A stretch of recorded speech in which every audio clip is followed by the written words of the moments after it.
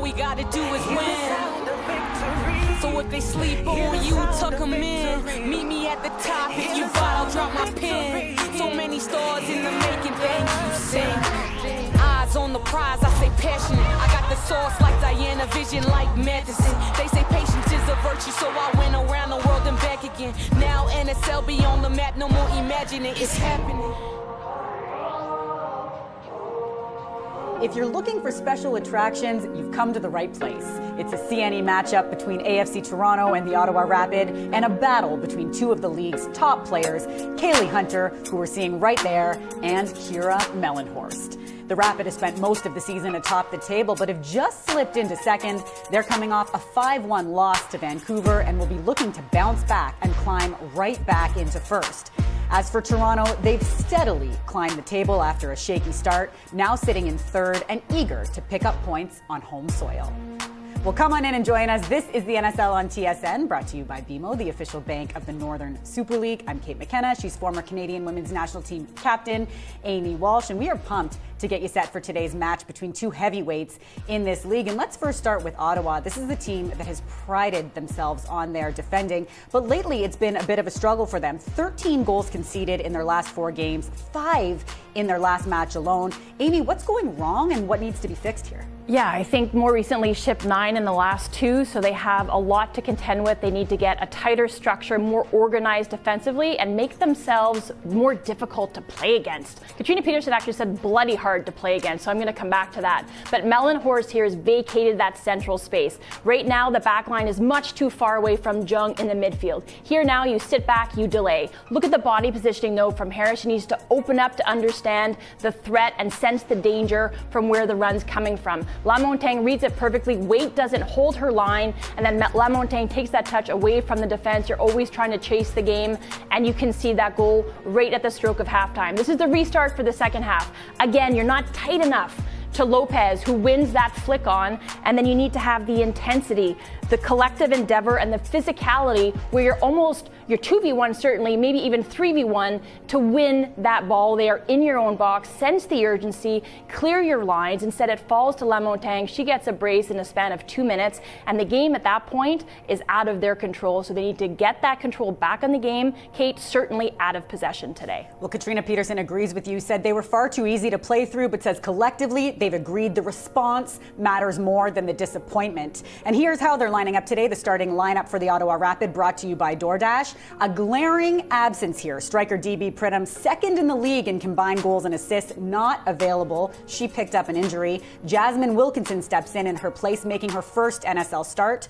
Also making her first NSL start, defender Hannah Chown, the former University of Toronto captain, also a member of the Simcoe County Rovers team who stunned the Montreal Roses earlier this season. Moments ago, she spoke with Rob Pizzo. Well, thank you very much, Kate. Hannah, it has been a whirlwind couple of months for you, hasn't it? 10 weeks ago, you're posting pictures, graduating from the University of Toronto, and here you are about to make your NSL debut. I know it's all still happening, but have you been able to put the last couple months into perspective? Yeah, I mean, it's been, like you said, a whirlwind, and just taking every day as it comes. And, you know, I've been supported by such a great group of staff, of teammates that have made all the transitions so much easier.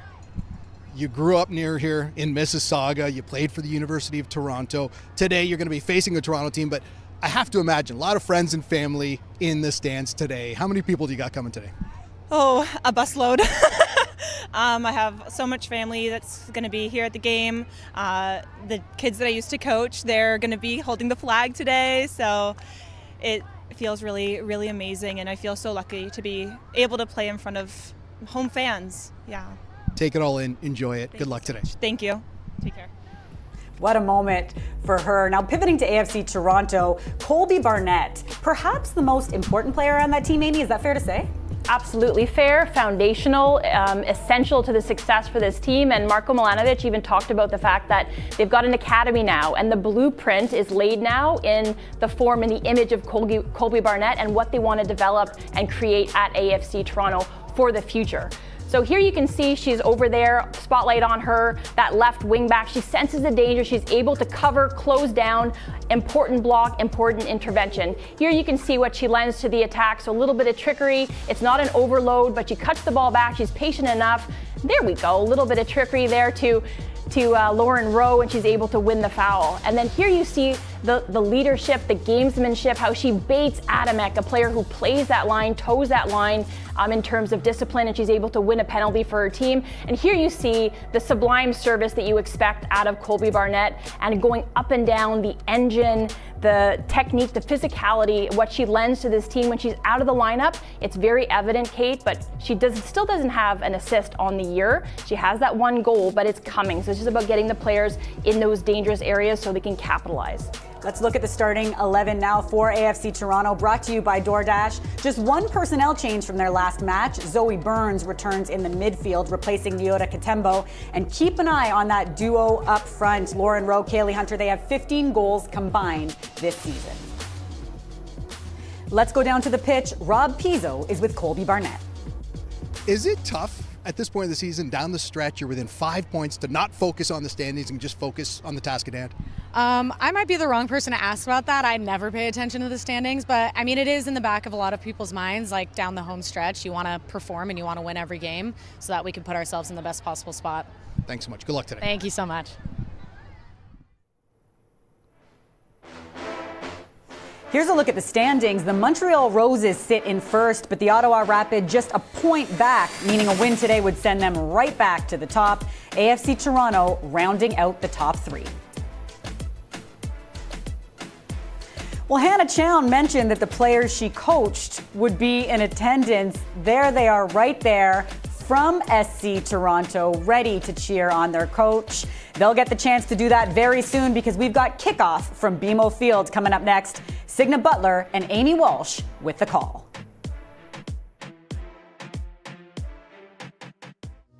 Welcome on board our new Triangle Rewards and WestJet Rewards partnership. Prior to earning, ensure your accounts are securely linked. In the event you shop or fly with us, earn Canadian Tire money and WestJet points on all eligible purchases. Breathe normally and secure your own rewards before assisting others. Take a moment to locate where you can spend once and earn twice. Link today and watch your rewards take off. First game. First whistle. First goal. First jersey. First autograph. First favorite player. First away game. First big win.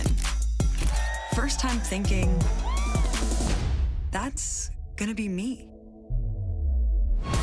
Firsts help us move forward together. Toyota, founding partner of the first professional women's soccer league in Canada. Watching dough rise always fills me with inspiration. Don't ever look at my savings account. The dough doesn't rise.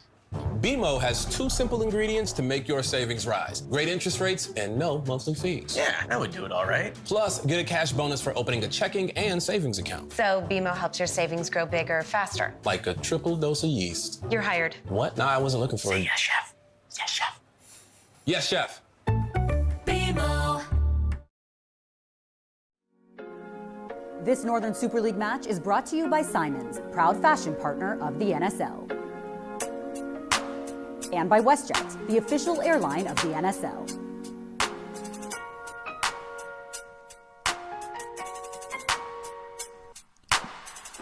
Week 19 of the Northern Super League. It sits at the foot of the Canadian National Exhibition just outside of BMO Field at the foot of Lake Ontario. It's the Battle of Ontario, the 4th time we've seen these two teams tangle this season, with AFC Toronto playing host to the Ottawa Rapid. And in terms of the matchup so far this season, it's been very even, although Toronto still looking for their first win against Ottawa and still looking for their first win at BMO Field. As we take a look at the coaches, Signa Butler alongside the Canadian Soccer Hall of Famer Amy Walsh for today's call, and my stomach is feeling drops right now. I'm looking at these roller coasters, maybe the Tilt-A-Whirl, the Ferris wheel, whatever suits your fancy, but looking for more performative performances on the field today from both of these teams. We're in for a ride today, Signa. I think it's safe to say, especially Ottawa looking for a spark to turn their fortune around. 3 games where they're winless, and obviously Toronto looking to do the same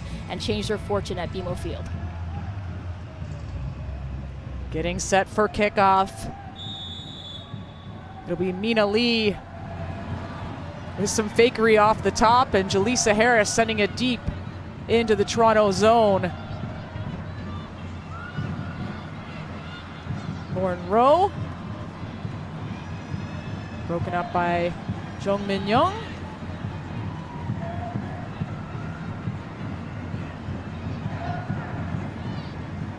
Both teams dealing with their share of injuries, suspensions that have adjusted these lineups. And Ottawa lining up in a back 3 today, which is a little bit unusual for them. We're used to seeing them line up in a back 4, maybe attack in a 3. Yeah, exactly, but it's pretty consistently, both in the way that they showcase their identity, but in the way that they put out their lineup. It's pretty clear that it's a 4-2-3-1, and that might change. You see some fluidity as the game goes on, whether they're in possession or out of possession, as you alluded to. But I think last game they went with Friedland as that attacking, like that focal point, that number 9. It did not work out, so today they need a lot more out of that center forward in Jasmine Wilkinson to provide that focal point, to provide an outlet when they're looking to break quick or even to build. And also this back 3, the way that they work together, and the left foot of Hannah Chown, who's making her first start. There's Jasmine Wilkinson providing the target up front. First start ever in her Northern Super League career. Has had a couple of key goals for Ottawa this season, 2 of them, including that tying goal against Halifax in the W Championship quarterfinal back on August 3rd. It's Victoria Pickett, who picked up an injury against Halifax last match, looks to be quite fit here.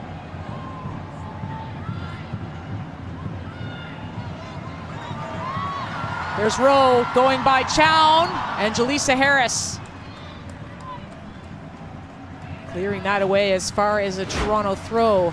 Like, you think you'd see with the way that Pickett is able to probe into that area what Ottawa is going to give this team, but you still have a lot of threat, a lot of menace, whether it's Rowe or it's Hunter, Solano, anybody else from the wide areas. We certainly know that Colby Barnett, we spoke about her in the pregame with Kate, what she offers to her team. But I think what Ottawa are looking to do, especially with this structure change, Signa, is to really clog up the middle of the field, make sure that structure is sound. Ottawa breaking through Toronto through that midfield. Mina Lee sending it wide to Nicola Golan, playing in front of friends and family today. Toronto native over on the right side, playing it through to Friedland. Gets by Zadorsky, and it's not in yet. And Sabrina D'Angelo covered that up.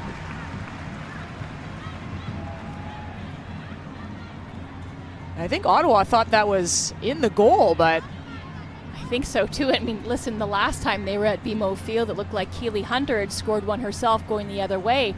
But here Friedland is able to get away and tries the toe poke to the near post. She's able to beat Zadorsky. And then I think it's just mishandled entirely, but that never crosses the line. I thought that she maybe guessed that Friedland was going to go across the face of goal, but that's just entirely mishandled.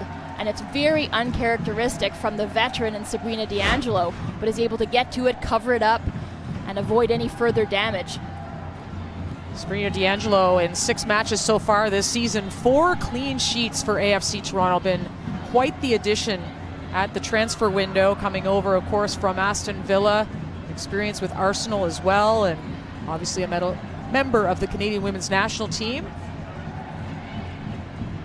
Another member of the Canadian national team trying to spring Barnett was Zadorsky. Such a smart ball by Waite on the one touch to see if she could connect with Mellenhorst or Jung in the middle of the pitch, and did so successfully. And to your point about Zadorsky and D'Angelo, what they bring to the back line and just the solidity defending to AFC Toronto, I think the integrity, the continuity of Rollins at the heart of that back 3, Zadorsky to the left, and Pickett goes down early in last week's game, is able to return.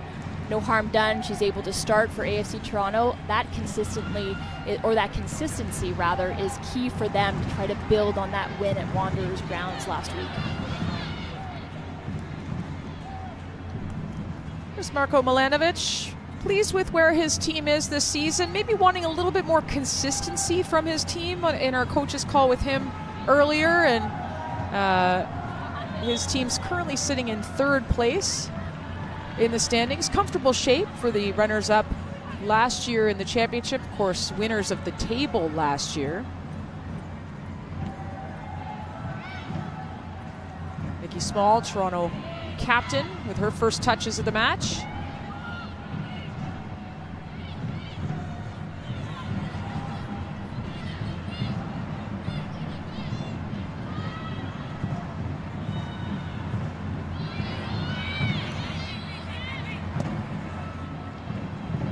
Dagenet up the field, and Barnett will scoop that up. Back to D'Angelo. As both teams try and ease their way into this game at BMO Field, which AFC Toronto is splitting their home games at this season. We saw a huge crowd at Stade Saputo yesterday, a record-breaking crowd of over 17,000. Over in Montreal, and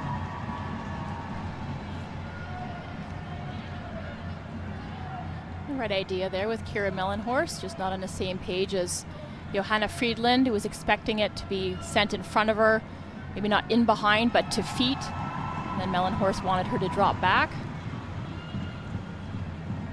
Trina Peterson, her team winless in 3 matches and coming off a real stinger at home, losing 5-1 to Vancouver.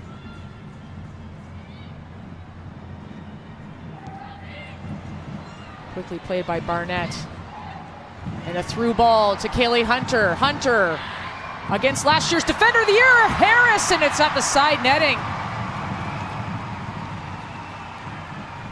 Kaylee Hunter getting set, of course, to head off with the Canadian Under-20s for the World Cup. Her first opportunity of this match, Amy. This is what you get, Kaylee Hunter, from a deeper lying position. She's able to probe, get in behind, surprise that back 3 for Ottawa. Rolls over the ball with that right foot, cuts it back inside, hits the side netting. But alarm bells should be ringing for Ottawa. And oh, Toronto pressing right now. Mellenhorst calmly playing it back to Waite.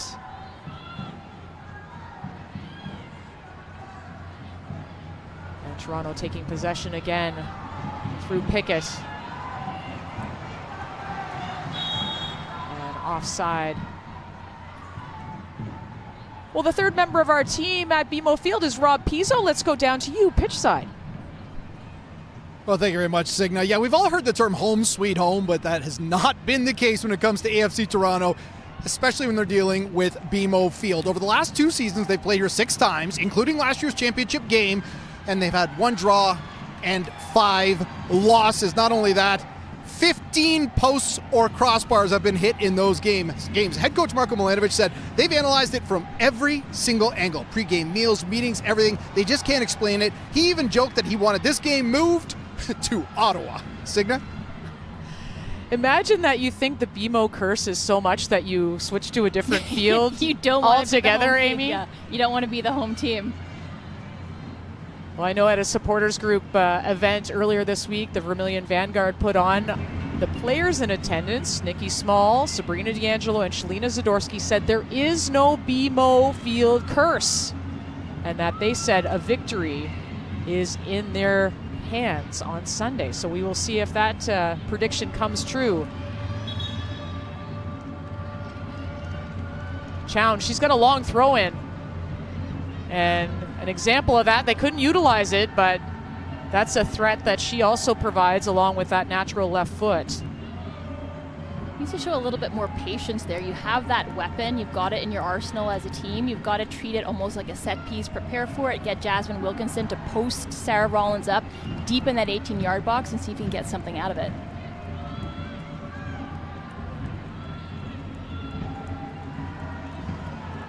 Pickett over top. Looking for Rowe, and flag goes up. That's a mismatch there on pace. So Rowe started in offside position, but if she's able to get that touch out from her feet, she's going to leave Hannah Chown behind and eliminate her rather easily just with that turn of pace that she's got. For me, for my money, she's the fastest player in the league. It's Lauren Rowe, the native of Conception Bay South, Newfoundland and Labrador. She's shown great improvement this season since coming over at the transfer window last year. Part of the North Toronto Nitros League One team, and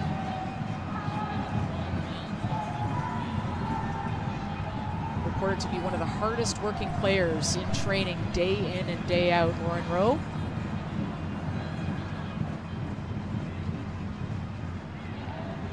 Elmhorst closed down by Olivia Chisholm, another U20 call-up.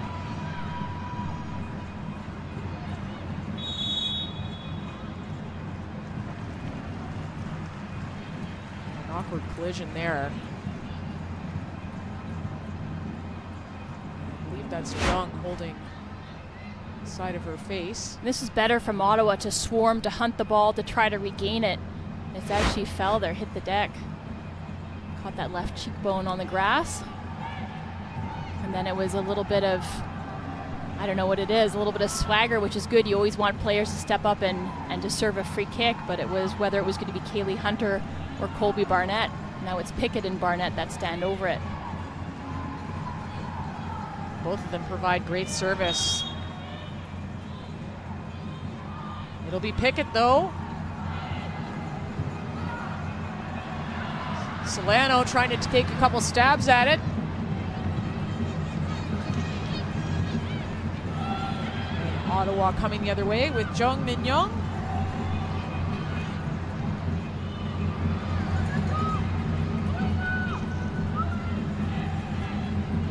You saw Ottawa, or AFC Toronto rather, they are content to regain their shape. That was the focus versus putting pressure on the ball in Jung. So something to look out for there. We'll apply the high press on the restarts, on the goal kicks, but usually going for a mid-block in the middle third. Lena Solano making her second straight start. Stays on the ball. Solano from distance and goes wide. Solano, another new addition to AFC Toronto, coming over from the USL. Able to get that ball back, was initially looking for the feet of Kaylee Hunter. Is able to find it again, and then with her left foot looks to go across the face of goal. Just doesn't manage to hit the target. Chown looking for Wilkinson. It's AFC Toronto with Chisholm.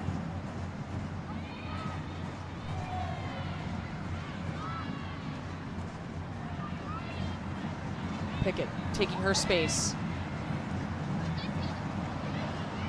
Forbes got a toe on that just in time.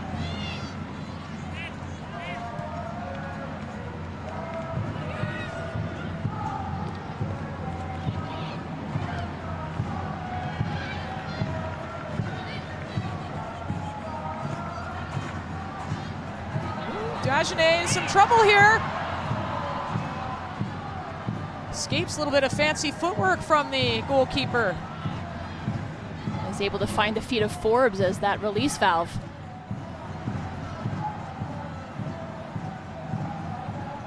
There's Melanie Forbes there.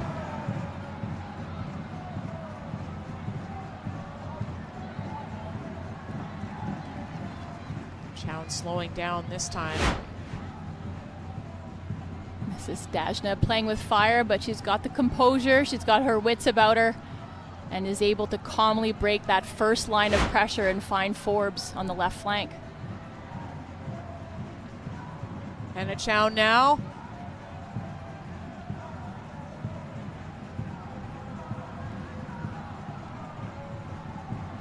Ball picked off by Chisholm.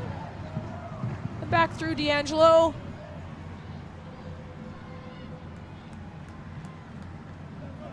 Now, Rob was talking earlier about the BMO curse and how it hasn't been too kind to AFC Toronto through 6 matches, but Marko Milanovic has been pleased with how his team has played. You know, and they've certainly created those chances, the 15 crossbars and posts among them. And maybe felt a little bit hard done by their last outing, as you already alluded to. Yep.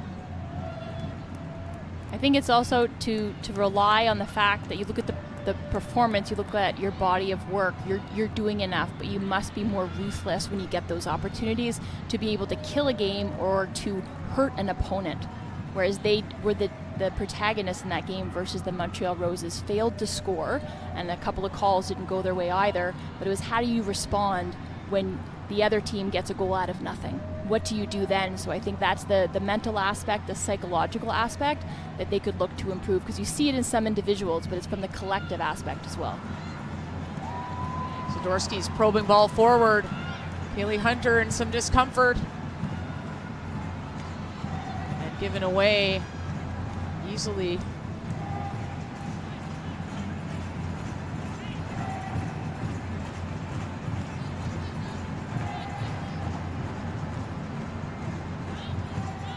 You also have some top-end talent with AFC Toronto that you have in Ottawa as well, but you've got key members of the Ottawa Rapid who are missing that have hurt them. The reason they've shipped so many goals recently, if you're missing Liv Scott next to Jaleesa Harris, those 2 pillars is part of that usual back 4. You're missing Chu, serving her 3rd game of that 3-game suspension for the red card, and DB Pridham, might be the face of the league, gives them so much from the front in and out of possession. But for AFC Toronto, you can bail yourself out because you've got players like Lauren Rowe, Kaylee Hunter.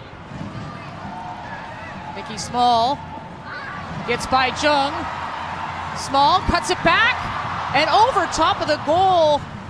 That was one of those opportunities. Lauren Rowe.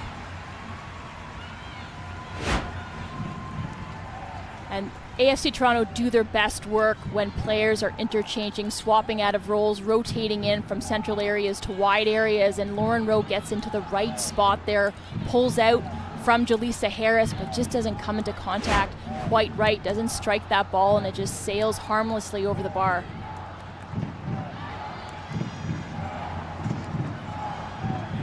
Wait up that right flank. Been an excellent player in her first season.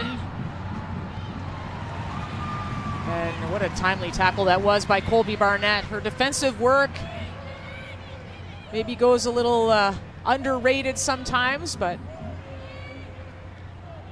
she's active on both sides of the pitch. Real leader for this team as well, both by example, but everything that she does on and off the pitch, certainly to listen to Marko Milanovic. Chow on the throw in. Some confusion in the box. And the call will go the way of AFC Toronto.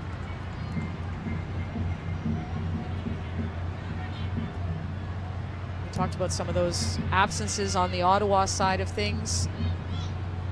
Obviously, if you're watching AFC Toronto, you might be wondering, where's Esther Okoronkwo, injured right now.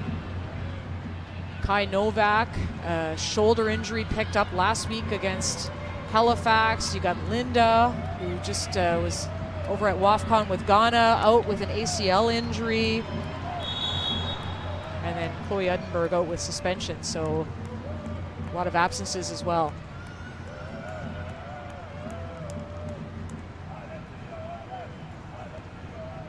DB Pridham out with injury today, on the bench for Ottawa, providing some moral support.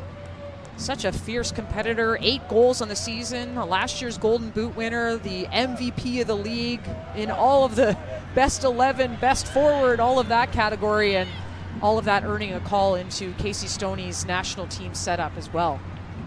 Tremendous player. And the fact that she re-signs in this league, I think, is a testament to the standard that this league is showing so far in year 2, but she's their biggest focus and threat. And Katrina Peterson never wants to make it just about one player, one individual, but it's a big hole to fill when DB Pridham is absent from your lineup. And we talked about Colby Barnett and her defensive prowess. Not to be outdone, DB Pridham as well, just tracking back defensively and on set pieces, so important. Yep. Defensively for the Ottawa Rapid.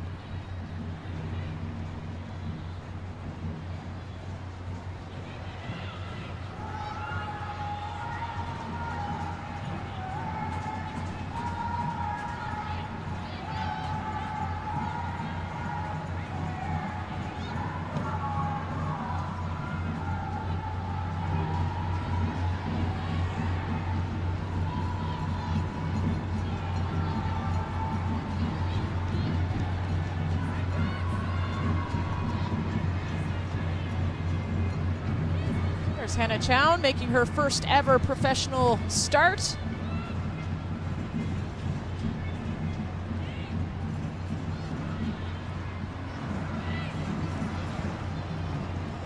Chown recently impressed at the W Canadian Championship where she was starring with Simcoe County Rovers. They upset the Montreal Roses in the quarterfinals, and Chown such a fixture in that back line. Katrina Peterson was at that game at Stade Boreal, and knowing that they were getting a little thin in the back, Chown made the most of her opportunity and got that contract.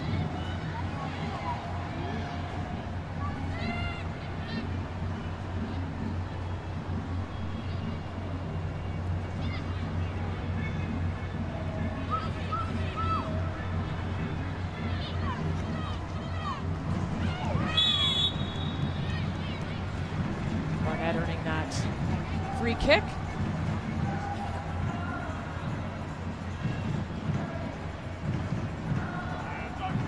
Just a knock there, a little bit of a knee to the thigh.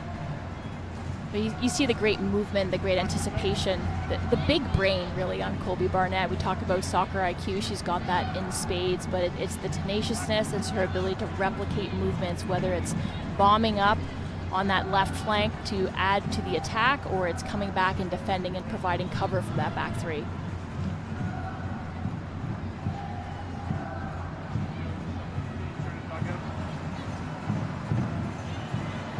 Small.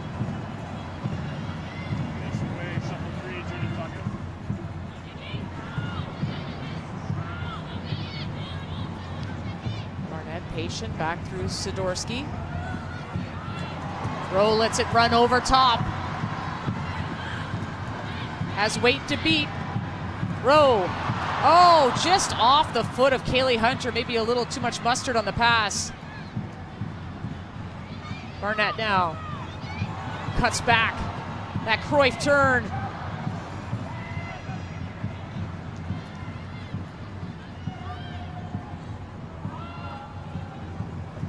Sidorsky into the box. Headed away by Harris.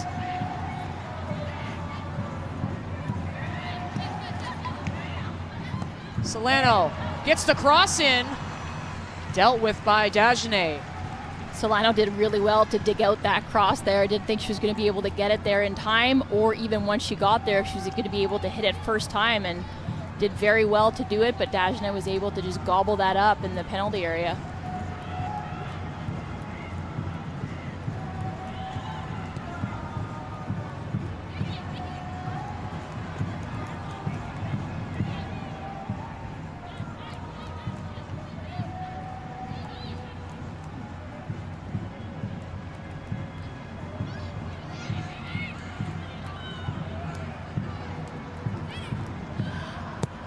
Keeps that alive.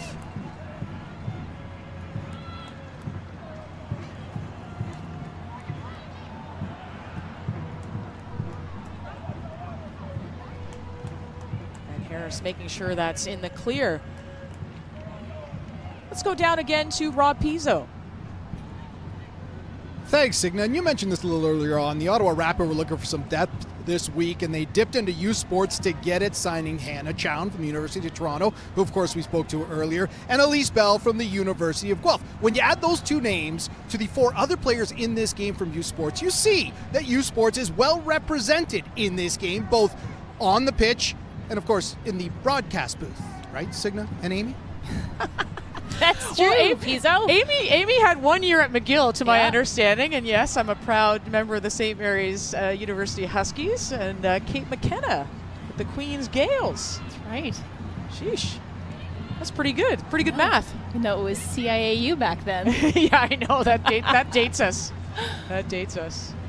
There's no pathway, direct pathway into NSL. It can come through the Canadian Premier League, whether it's the old League One Ontario, League One Quebec, League One BC, U Sports, NCAA, and including some just straight out of academy programs. If you look at the likes of some of the young players that are on AFC Toronto, like Olivia Chisholm, like Kaylee Hunter.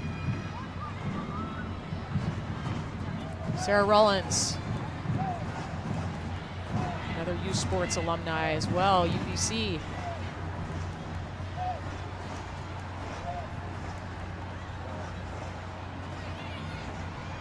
Jung winning that ball back.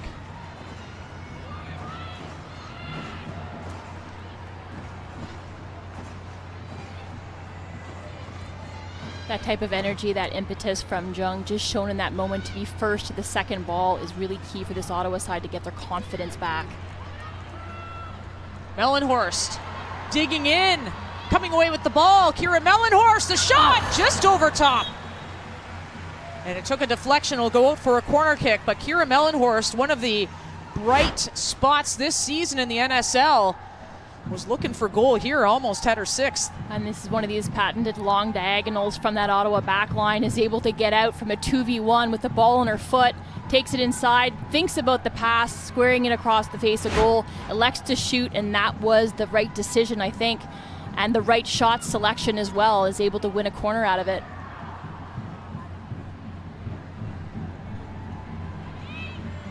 Looking to play one of their short corners, delivered in, headed away by Hunter.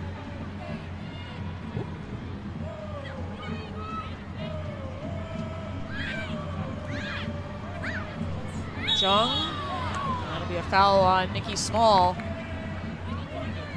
It's a smart touch by Jung, just out of her feet, trying to gain a little bit of space as Nikki Small was closing her down really intensely. Understood that she got it out of her feet. Not only would she find the space, but potentially also win a dangerous free kick.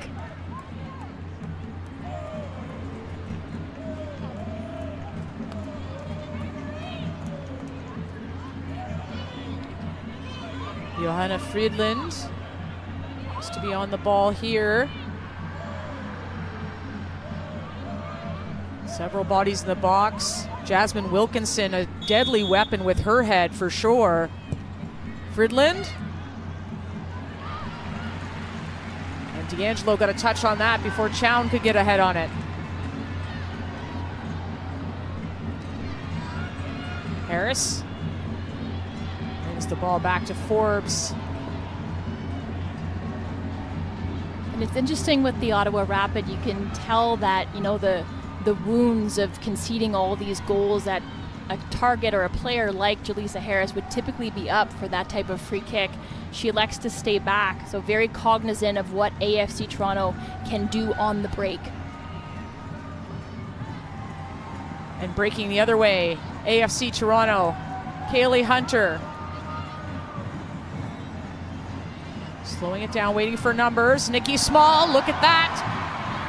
Crosses, dangerous. Zoe Burns over top with the side foot. All created by Nikki Small, but nothing to show for it. Small does so well. We saw Hunter do this earlier, but Small equally capable, cuts that ball back just beyond the penalty spot. And you just have to do better. That's on a platter for Zoe Burns, opens her body up, elects to go with the right foot. I won't falter to go with her favorite foot, but you have to get over that ball and drive it instead of side footing it towards the goal.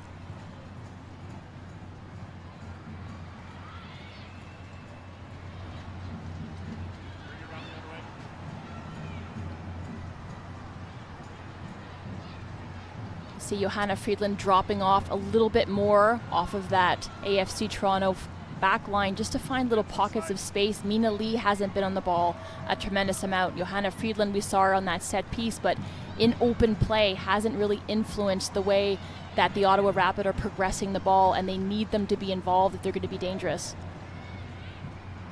You're watching the Northern Super League presented by BMO, the official bank of the NSL. It's 0-0 at BMO Field between the Ottawa Rapid and AFC Toronto.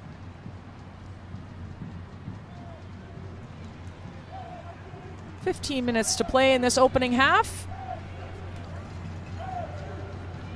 And aside from maybe that early scare, Ottawa at Sabrina D'Angelo, the ball sitting precariously on the goal line, and a couple shots over the top of the bar on the end of AFC Toronto's feet. Not much going on. Whoa! Just as I say that.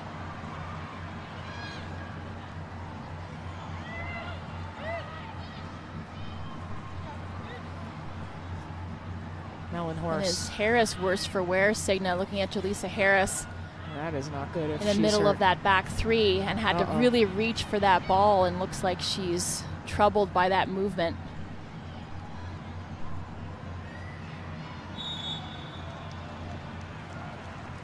And ball going the other way. AFC Toronto will have to keep an eye on Jaleesa Harris. You've got Susanna Holland on the bench. You've got Crichton on the bench that could be used, but they certainly do not want to add Jaleesa Harris to that long list of injuries they have currently or players unavailable.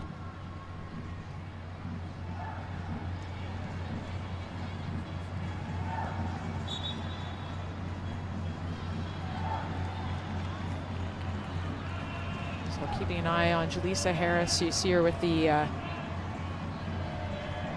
about to touch the ball here.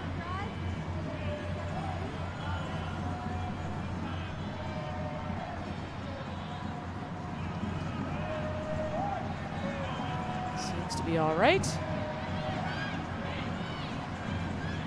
26-year-old from Hazlet, New Jersey. As I mentioned, the Defender of the Year last year, given away. That's Victoria Pickett. Solano. And Harris got it out for a corner kick.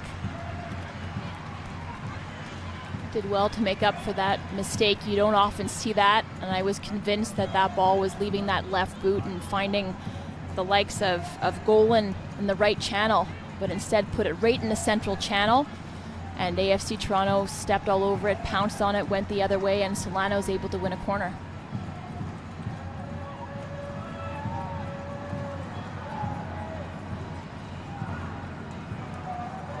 Colby Barnett on the ball, will be an in-swinger with that left foot. In right to the 6-yard, headed away by Chown. And Fridland saves it from a throw-in. That was clearly under hit by Colby Barnett, swung in with some pace, but there was only Sarah Rollins lying in wait on the edge of that 6-yard box. Otherwise, it was white jerseys.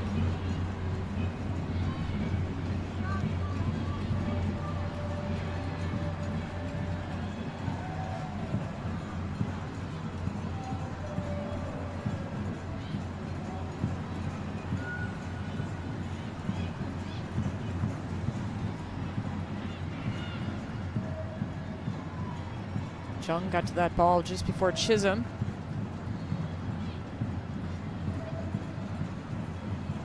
Lee.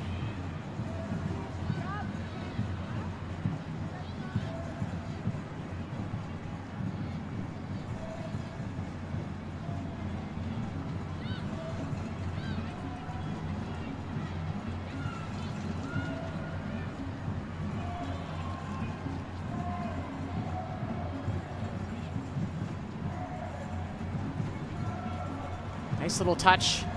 Mellenhorst will earn the corner kick. So far, aside from one little spell of possession that was positive for the Ottawa Rapid, their ability to go more probing in attack has been by way of Kira Mellenhorst making that third man run from deeper, like we've seen Nikki Small and Kaylee Hunter make for AFC Toronto, but you've seen Mel Forbes swap over to that right flank as well, and Nikki Golan drift a little bit more central. Short corner again. D'Angelo grabs that out of the air. Nothing doing there for Ottawa.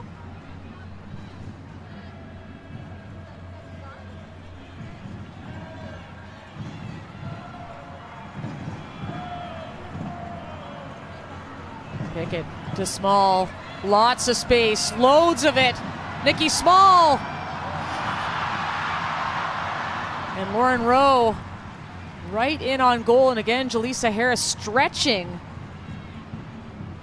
to prevent goals, and you wonder the wear and tear back there. Yeah, that same lunging movement, not identical, but the same leg, but acres of space for both Pickett and Small to operate in, and Lauren Rowe is able to be there, win the ball first, but Dajna is there to get on top of it and just stifle that attack.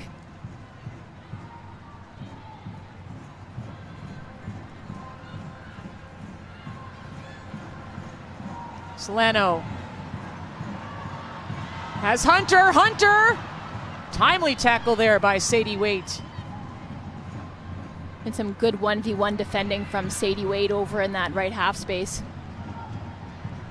Sadie Waite has played everywhere from center back to wing back to center midfield this season.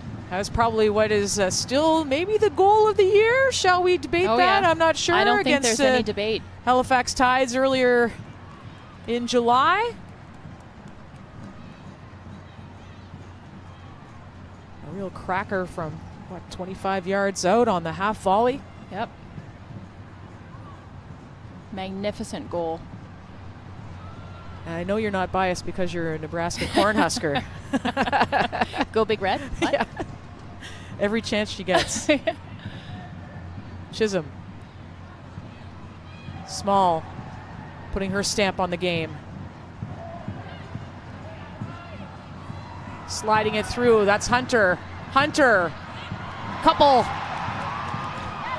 off the side foot and does get the corner kick, but Kaylee Hunter trying to find those little spaces. Lovely bit of skill. You see the turn of pace, you see the acceleration, her ability to zigzag in between defenders. Does it so well. Such a talent in this league, and I think it surprises the Ottawa defense that she's able to take that to the byline, but it's Chown that comes up with the block, but it leads to a corner. Colby Barnett again. Still looking for the first goal of this game. Curling in, but Dagenet right there.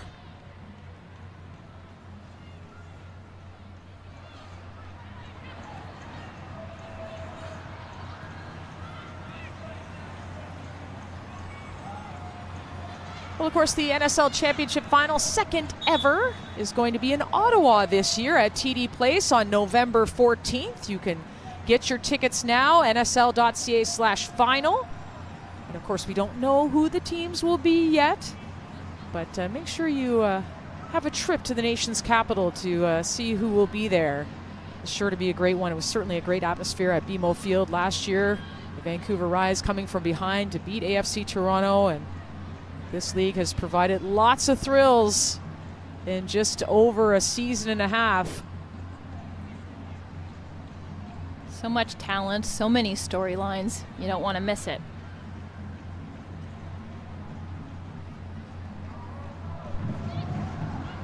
Still waiting for our breakthrough in this game at BMO Field, the Battle of Ontario.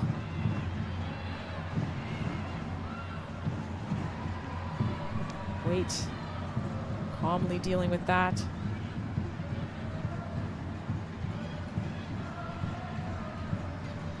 Chown, the switch in play. That's a dangerous ball, and D'Angelo nearly slipped there in the 18. With Joanna Friedland lurking. Again, that right-hand side has not quite come to fruition for the Ottawa Rapid, but it's where they've threatened from and shown some success, and it's via that long diagonal, or sometimes it's the same channel ball and it's just a little flick on into that wide space. But there's a lack of fluidity, lack of cohesion certainly, I think, for Ottawa, where they're a little bit timid and they're well aware of the threats that AFC Toronto pose and trying to push them to the outside, try to mitigate that central penetration. They've been successful in doing so, but they're also conceding a fair amount of space, especially on this right-hand side with Pickett and Hunter and Small. Late challenge there. The ball will come back. Amina Lee fouling Victoria Pickett.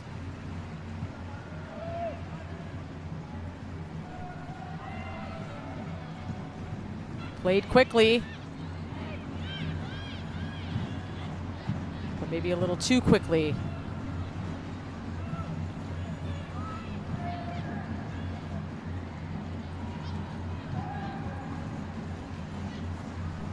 Chisholm, 2025 Canada Soccer Young Player of the Year. She's off to Poland for the Women's World Cup in short order.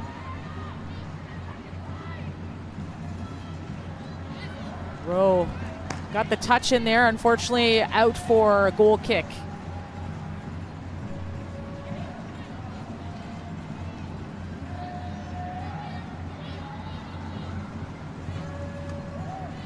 Well, don't forget, at our halftime show, We'll have our analysis as usual with Kate and Amy, and a little chat with DB Pridham and Kira Mellenhorst of the Ottawa Rapids. So stay tuned for that. And will there be any score? Will there be a goal to talk about at halftime, Amy Walsh?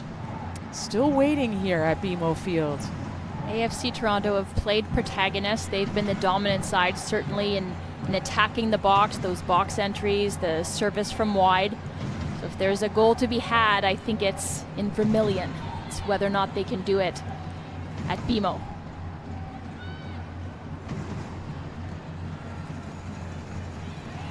Small. Solano tried to play quickly. That was again broken up. You just hit on it there, Signa. Can you do it? Can you speed up the execution? Harris recovered and maybe had a little bit of a yank, at least in the eyes of Carly Shaw McLaren, today's referee. Jaleesa Harris doesn't think so. Let's have another look. She turns there. She had a little bit of a fistful of the jersey. Fistful of the jersey, certainly there. A little pullback of the arm.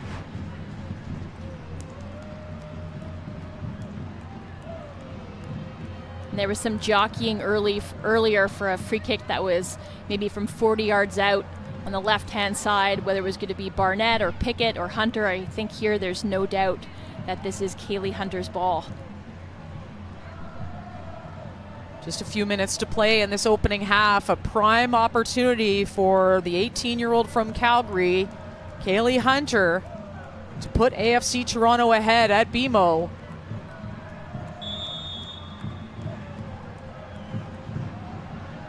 It'll be Hunter, and well over top of the bar. And we have seen her score from a free kick this season, Amy, but that was not her best effort. No, it was not. And I thought the way that 5-player wall for Ottawa set up, that maybe it would be Barnett with that left footer stepping in there to curl it around the ball, because Dajna had set up to the left-hand side of the wall. But yeah, the effort from Hunter, she'll want to have a crack at that one again, but will she get another prime opportunity for a set piece? Likely not.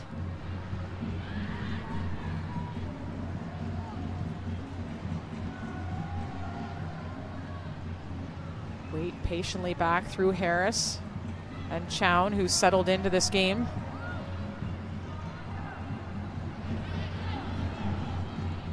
Her first start.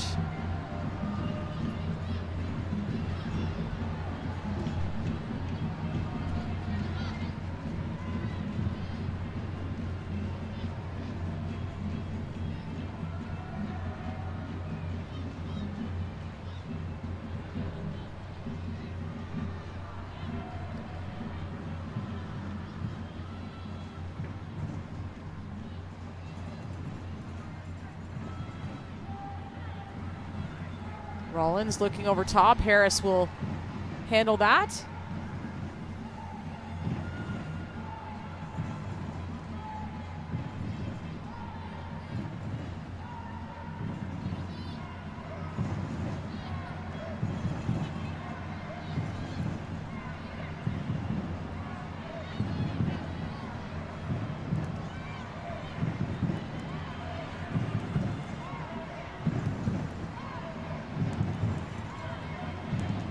Wilkinson coming back for the ball. And Harris's pass off the mark. That's out of necessity. Jasmine Wilkinson dropping all the way back in her own half to try to get the ball, to try to get herself involved, and that might cause one of the AFC Toronto players to go with her. You create space for others. There are very little options right now when Ottawa are on the ball. They don't quite look like themselves. Yes, they're missing some key players, but they're lacking a lot of attacking fluency right now and quite hesitant when they're in possession.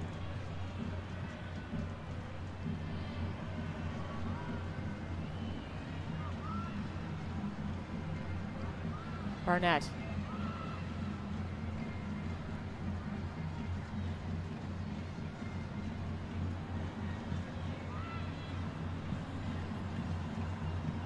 Rollins and Pickett. Looking over top, has Zadorsky.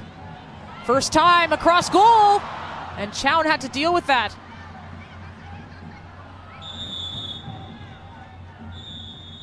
And that'll be the first half complete. Kaylee Hunter perhaps with the best opportunity, although over top of the bar. We'll have our halftime show up ahead breaking down this action. You're watching the NSL on TSN.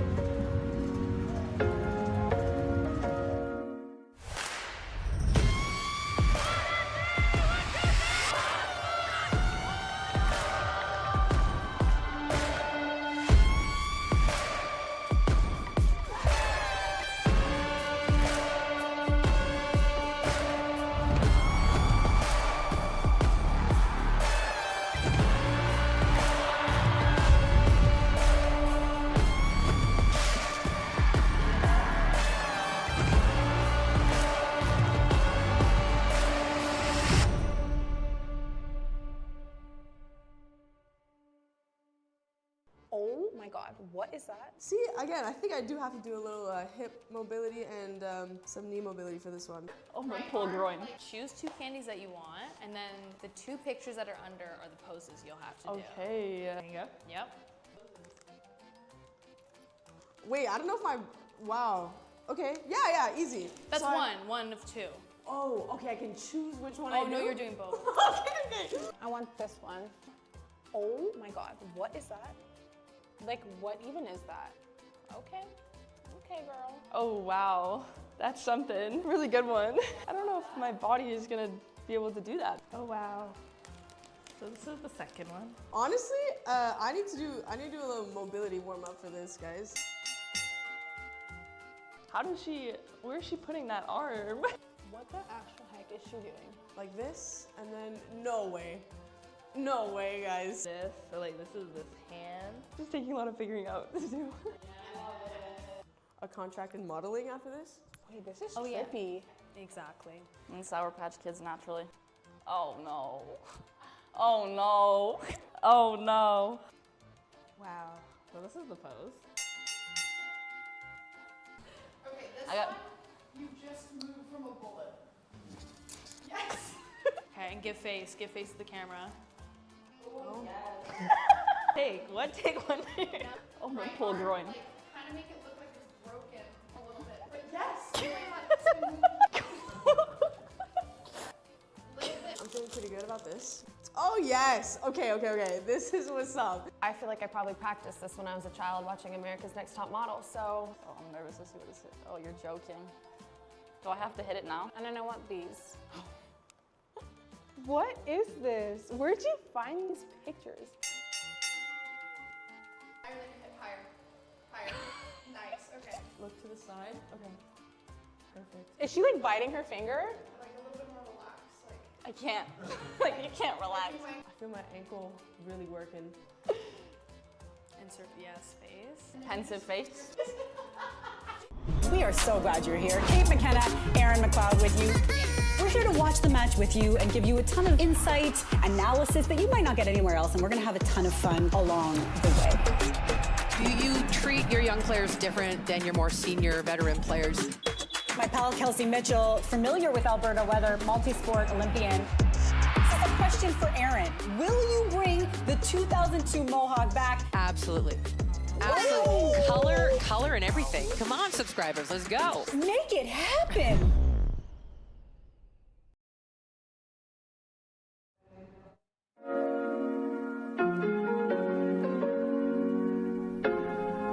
Welcome to the NSL Halftime Show presented by BMO, the official bank of the Northern Super League. Scoreless at the half between AFC Toronto and the Ottawa Rapid as we look at the stats.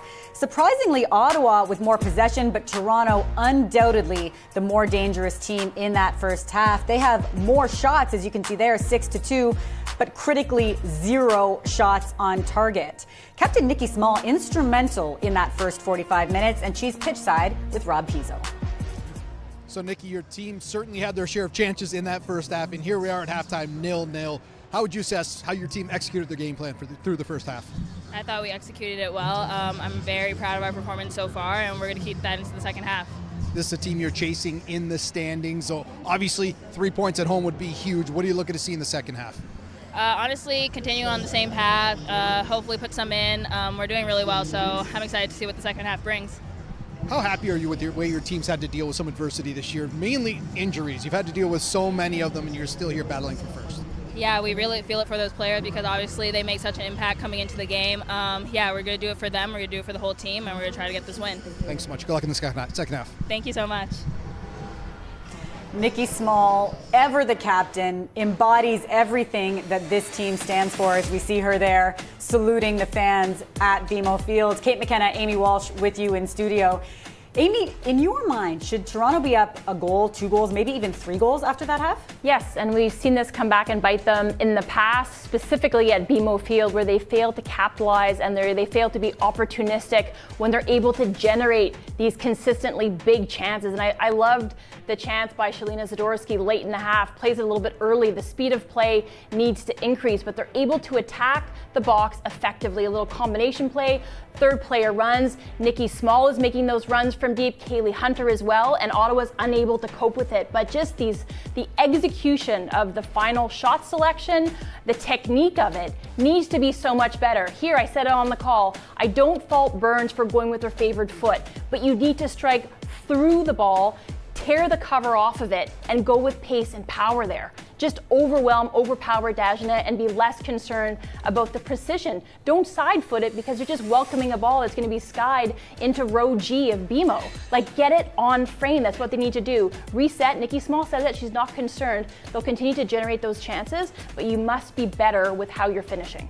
Ottawa didn't have many quality chances, but partway through the half, there was an impressive bit of skill from Kira Mellenhorst. It's our Intact Insurance move of the half. And Amy, I want you to take us through this and tell us what to you stands out. Well, I think Kira Mellenhorst, you can see Ottawa is a little bit tentative, but the opportunities they've had are off of these longer diagonals where she's bursting from the midfield. And then it's the tenacity, it's the 1v1 commitment to come out with the ball. Doesn't have many opportunities, even though you have 3 Ottawa players in the box. So she lifts up her head, she gets her wits about her, she's able to get through Barnett and Small, and then takes a look up, takes Rollins on 1v1, and that's the only place, Kate, where she can put it there is high to Sabrina D'Angelo's left, and she just puts it over the bar, but that was executed almost to perfection by Mellenhorst, and probably their best opportunity of the half. You know, in every game so far this season between these teams, there's been a goal in the first 13 minutes. And it looked like that was the case in this match, too. In just the first few minutes, Johanna Fridland goes near post, maybe tricks Sabrina D'Angelo here?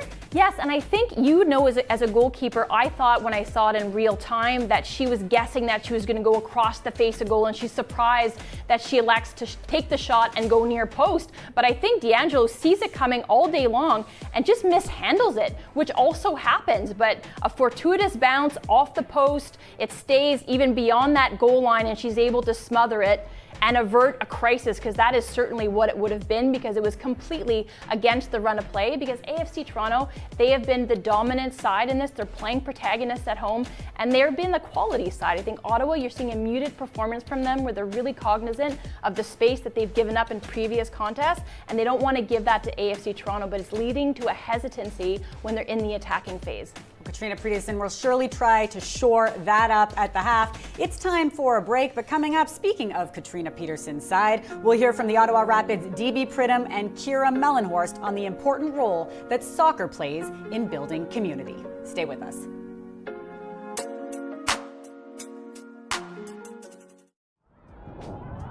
I will do anything for my teammates. It's my why. It's what I'm out there for. When I'm tired, when it's hard, when you're going to go into a collision, for me, it's knowing that I'm going to put my teammates on my back, and I don't want to let anything go in the net. We have a lot of pride in it. We talk about it every day in training. Even when we're going against our own attackers, we want to shut out in training. So for me, I would rather do anything than let the ball go in the back of the net. And I feel like I owe my teammates that. I owe my goalkeeper that.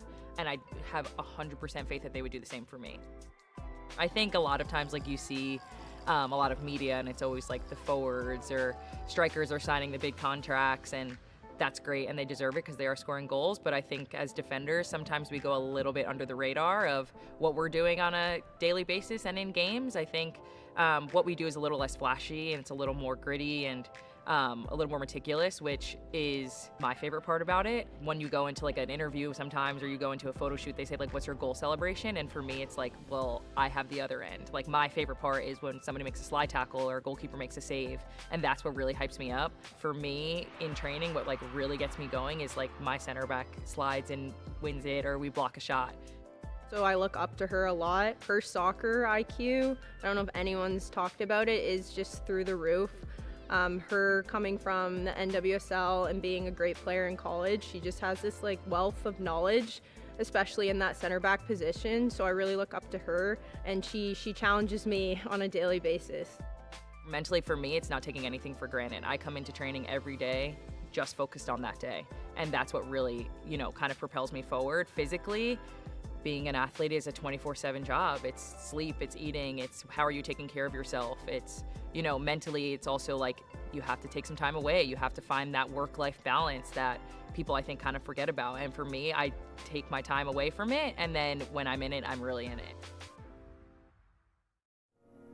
Welcome back. Well, the Ottawa Rapid are a tight-knit group. 90% of them live in 2 buildings across the street from each other. And they really value that the game has brought not just them together, but the entire community too. Let's hear more from DB Pridham and Kira Mellenhorst in this installment of Where the Game Takes You, presented by WestJet. We're more than our performances on the field, and I think we've, you know, really put an emphasis on connecting as human beings first. You don't really know what other people are going through in their lives. You know, everyone has a different journey, a different path, feels a different way, and I think it's important for everyone to accept each other for who they are. I think that brings a culture and a community together, and we hope that can grow even more in Ottawa. I think it allows everyone to be seen and everyone to express themselves. Us as a club and the league are obviously very supporting of this community and want them to feel welcome as well.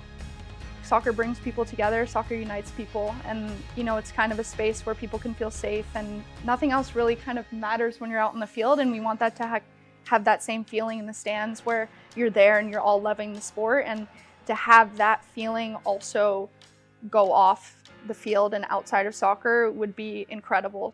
I think the person who most shaped me as a person and as a player is my mom. She has supported me through all the highs, all the lows, and there are very few people, you know, who know what it takes to compete at this level and to be here today. So just that unconditional love and support that she's shown me, and, you know, as well as, you know, being an inspiration for me and everything she's done.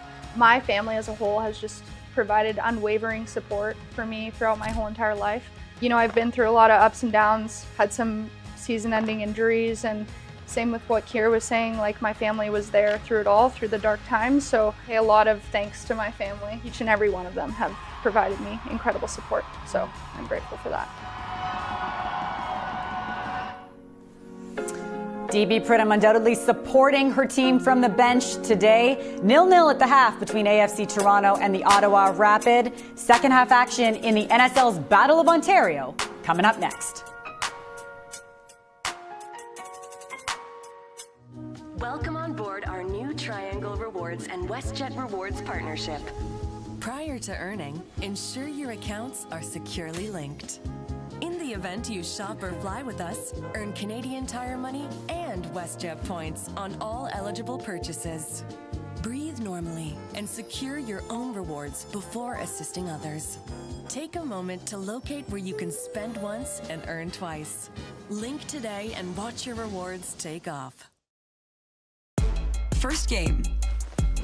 First whistle. First goal. First jersey. First autograph. First favorite player. First away game. First big win. First time thinking, that's gonna be me. Firsts help us move forward together. Toyota, founding partner of the first professional women's soccer league in Canada. Watching dough rise always fills me with inspiration. Don't ever look at my savings account. The dough doesn't rise. BMO has 2 simple ingredients to make your savings rise. Great interest rates and no monthly fees. Yeah, that would do it all right. Plus, get a cash bonus for opening a checking and savings account. So BMO helps your savings grow bigger faster. Like a triple dose of yeast. You're hired. What? No, I wasn't looking for Say yes, chef. Yes, chef. Yes, chef. BMO. Welcome back to the NSL on TSN. We are in week 19 of the Northern Super League and at the CNE grounds, just outside of BMO Field. This is the Canadian National Exhibition annual event, and it hasn't exactly been, what did you call it, a ride so far? A 0-0 match in this Battle of Ontario, but 45 minutes left to play between the Ottawa Rapid and AFC Toronto to get a result in this game. One that means a lot to Ottawa, who are on a 3-game slide, but also to AFC Toronto, who have not won at BMO Field yet in 6 matches. Yeah, that first half was not a roller coaster of a ride. It was more like the slow chair ride across the grounds. There was very little that was titillating, that was sensational, that was thrilling, even though AFC Toronto had the bulk of the dangerous chances. I think you saw a very tentative, hesitant Ottawa Rapid side that didn't want to give anything up, and then that crept into their attacking phase. Well, the crowd looking on as we get set for kickoff. 2 substitutions for the Ottawa Rapid. Florence Belzile, you see her getting ready to pounce on that ball.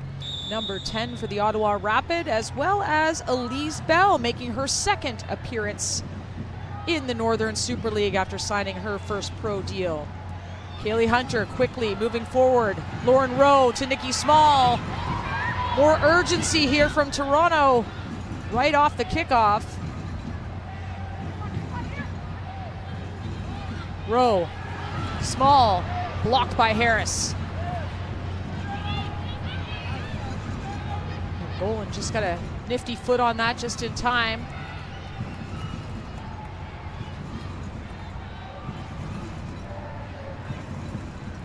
Zadorsky finding the free player, but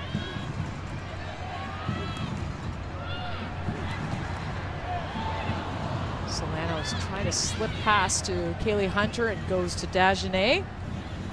A little livelier in the opening minute of this match. Second half.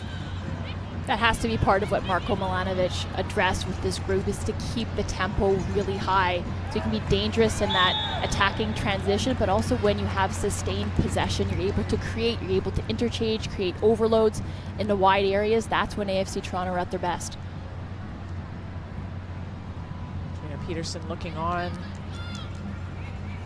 making those 2 changes to her lineup to start this second half. We'll see if those make a difference. Elise Bell did pick up her first goal in the NSL in her first ever appearance.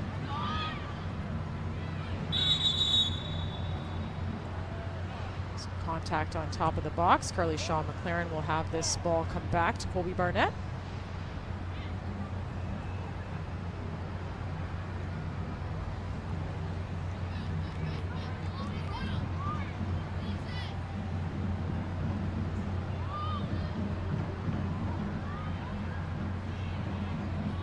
You're Barnett, you're aiming for right about that penalty spot. Again, it's Barnett.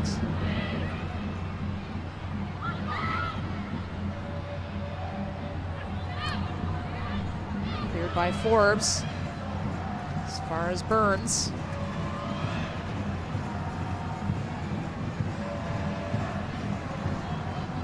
No one there at the end of the pass. Burns indicating that she thought that took a deflection. Letting the referee know that she's not too happy with that, but needs to be better with that choice there. Put your foot on it, go back, recycle possession, start again.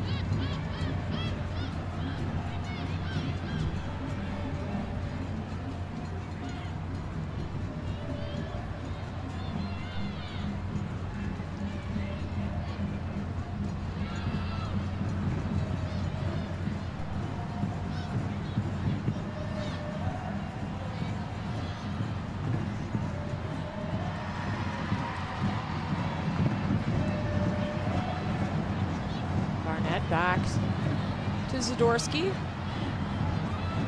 who returns the favor. Barnett now looking over top. The flick from Rowe!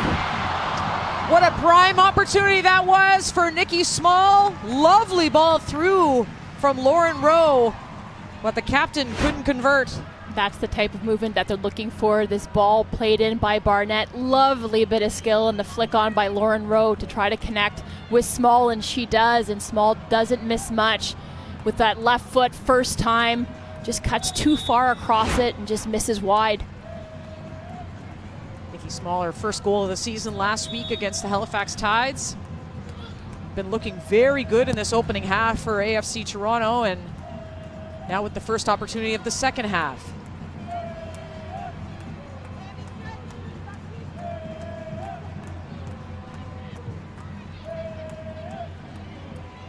Hunter able to turn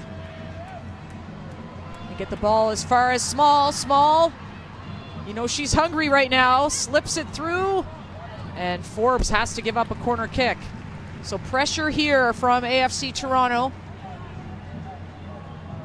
And plenty of numbers and winning those important duels. Kaylee Hunter took her a little bit to get faced up towards goal. Hampered a little bit by that challenge, but she comes up the winner and could slide it over to Nikki Small a little bit earlier. It finds its way to it, and then Small tries to play in Burns. Third corner of the match.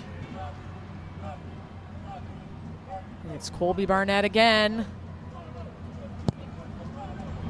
Cuts it inside! Almost an Olympico! Another one of the woodwork there. What's that, 16 now? 16 times. That's the it. woodwork. So I think trying to surprise Dagenet, and I don't think Dagenet is able to get a fingertip to that, and it curls inside and just off the outside of the post. Nothing doing there, but threatening. Again, AFC Toronto picking up where they left off at the end of the first half. Lauren Rowe doing a little weaving. Let's take another look at this. Barnett whips this in, and then it caroms off Bell right into another dangerous area. Rollins is there to try to trouble Dagenet, but white jerseys all around, but it was just the brilliance of Colby Barnett trying to pick out that far post. Or mesh, I should say, because that's what she had her sights on.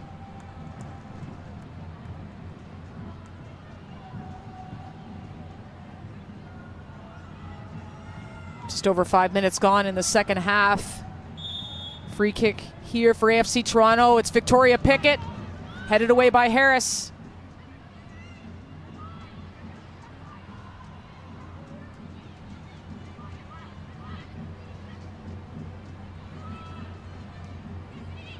Hunter cutting inside. Mellenhorst coming to the rescue.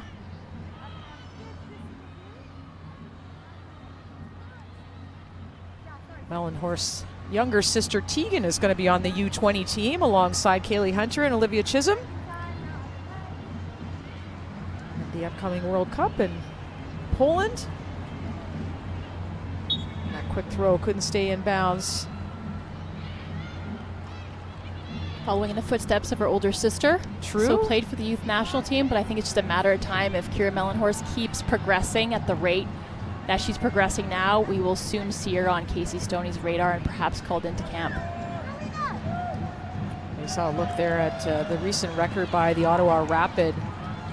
Winless in 3. Their last win came 3-2 against Halifax August 3rd. That was a game that doubled as a W Championship quarterfinal matchup. Went to extra time.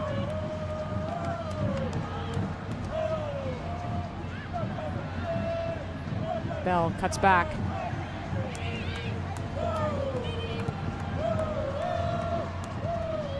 And Ottawa unable to play out of their own end.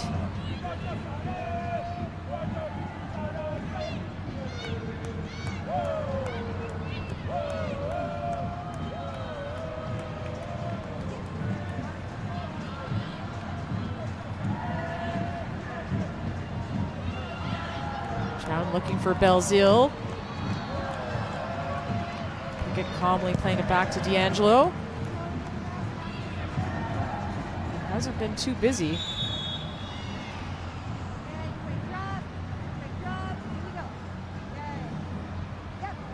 Jung with a foul on Solano. So after exchanging long balls, nobody wanted to put their foot on the ball. It'll finally be AFC Toronto's ball in Ottawa territory.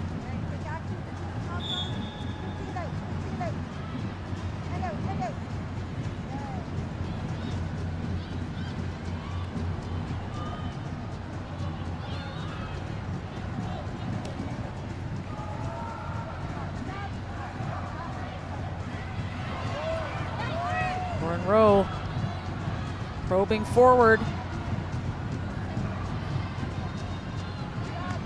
Calmly brought down by Rollins. That was good quality there. Small again. Takes a deflection into Rowe. Went down in the box. Nothing called there. It's a smart ball, though, by Nikki Small, looking for either Hunter or Rowe to feed back to goal, looking to get it back on the layoff. But I think there Rowe was always going to ground even before she felt the contact.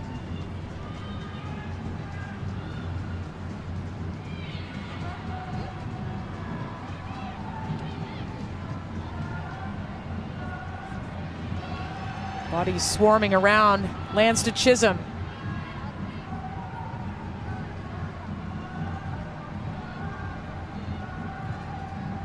Sidorsky swimming over top.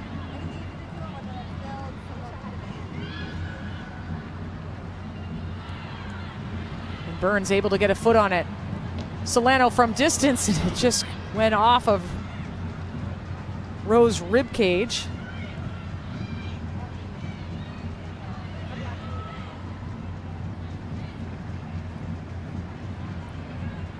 Chisholm to Hunter. And Mellenhorst breaks that up.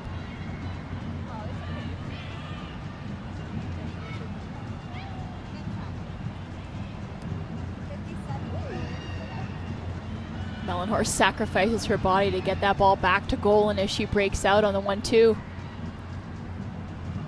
Warren tried to break two AFC Toronto defenders, couldn't get it through to Fridland.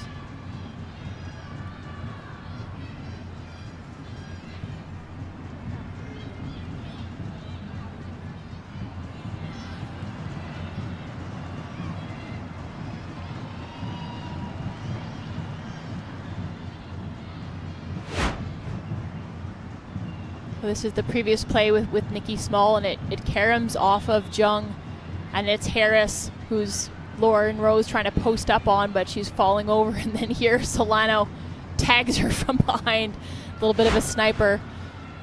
She'll have some words for her teammate later, I'm sure.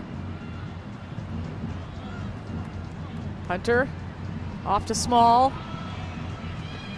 Nikki Small. Some aggressive defending there from Elise Bell.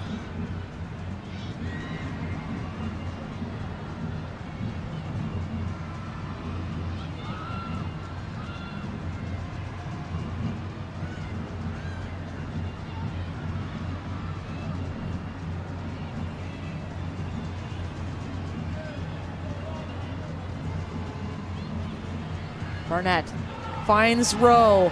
Rowe.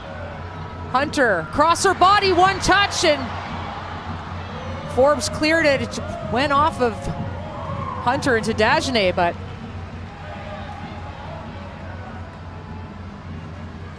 Toronto just getting some half chances, but no clear-cut looks at goal, maybe aside from Nikki Small's chance earlier. Chown. Fridland caught up on her feet. Mellenhorst has Golan.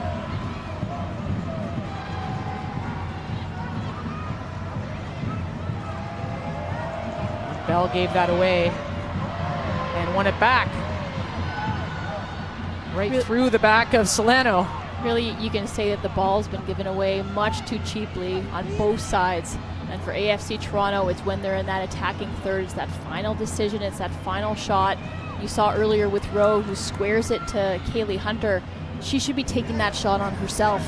And Kaylee Hunter, despite coming up with a brilliant first touch, is unable to get that shot off, and it's the deflection that finds its way to Dagenais, but this is an Ottawa team now that looking more self-assured. Belzile, little too eager. Offside the call there. Well, let's go down to Rob Pizzo. Thanks, Signa. You saw Ottawa head coach there, Katrina Peterson, and when she gets ready for a season, she doesn't look at it as one big thing. Instead, she breaks them up into 5 blocks, each made up of 5 games, and each one has a theme. And block 1 was identity, block 2 was belief. Block 3, which kicked off today, has been labeled as resilience. And she said it's all about, quote, remaining ourselves, whatever the season has put in front of us. And given what's happened over the last 3 games with this team, well, they've had to flex that resilience quite a bit. Signa? Well, Rob, it's a great lesson, and in a long season such as this, 25 games, you have to, it's not linear. It might be all rosy for a while, as it was for the Ottawa Rapid, on top of the table for pretty much this entire season, now overtaken by the Montreal Roses, who were winners yesterday over the Halifax Tides. It's a good lesson, and one to have in your back pocket, because it doesn't come easy. Well, if Ottawa wants to be one of those teams in the final, they have some work to do, obviously in playoff position right now, and wanting to get to that final. They are the host city, the nation's capital, November 14th, to fight for the Diana B. Matheson Cup. And, you know, will the Vancouver Rise make a surge? Will they repeat as champions? Will AFC Toronto make amends? Will there be a surprise, perhaps? We don't know, Amy. Still plenty to be decided. That's what makes it so exciting is the growing parity in this league, with the Wild, as you mentioned, finding their footing, stringing together a couple of victories. The Rise going on a run, hopefully. I mean, wins and ties at the death, much the way they did last year, to climb their way up the standings. And I think Ottawa Rapid figuring out a way to win being at the front with a target on your back. It's very different, and it's maybe more pressure-packed than they were expecting. So you have to live that. You have to see how you adapt to it. And can you respond now when you haven't been in the wins, you haven't been in the goals, you've been on the wrong end of results? So can you turn it around for your team here at BMO?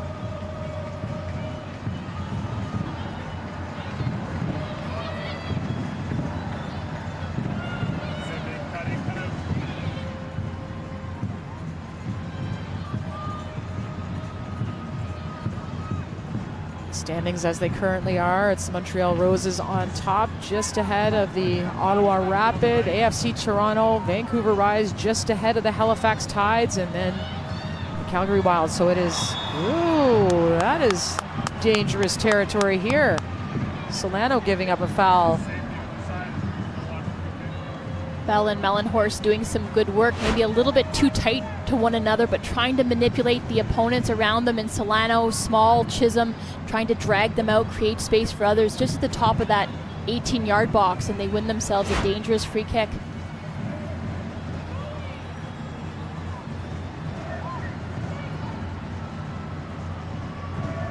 Well, Ottawa hasn't had many opportunities, so I think they'll take this free kick now. It'll be Forbes or Fridland.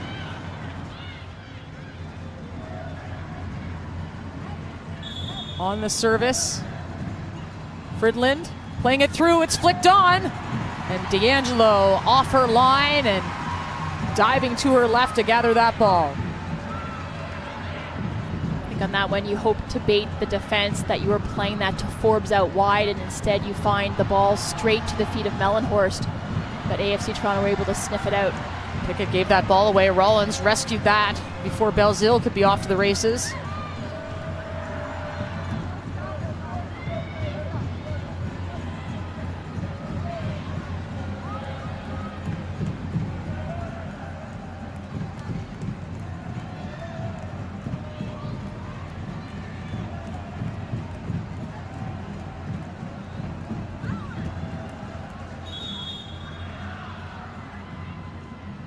Toronto preparing a couple substitutions here. We'll see Sarah Stratigakis come into the match, as well as Nyota Katembo. Selena Solano coming out.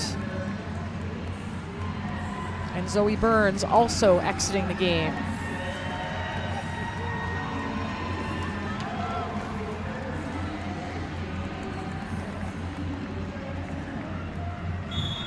Stratigakis, an influential player for AFC Toronto. We'll see if she can be a difference maker.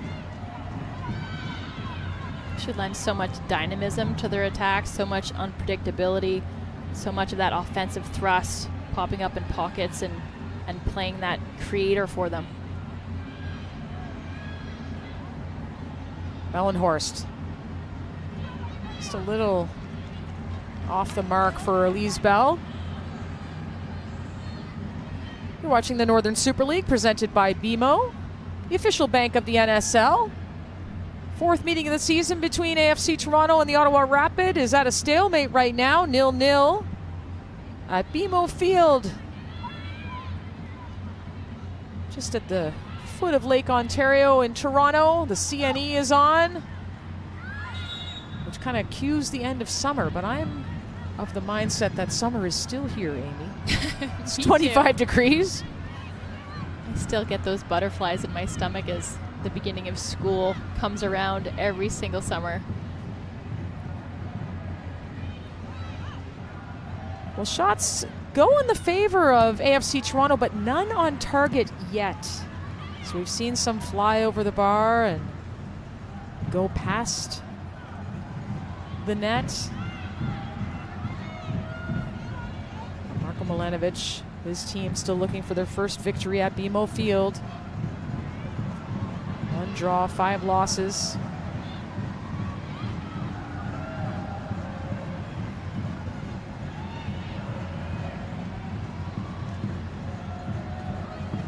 Good work by Sadie Waite. From Ottawa's perspective, yes, you have her versatility. She's able to be deployed as a center back, or she can play out wide. She can be deeper into midfield, further up the pitch, but you do lose her ability. We mentioned that worldie that she scored, contender for goal of the year. They do miss the push and the added danger that she creates, the threat, the menace that she provides when she's further up the pitch.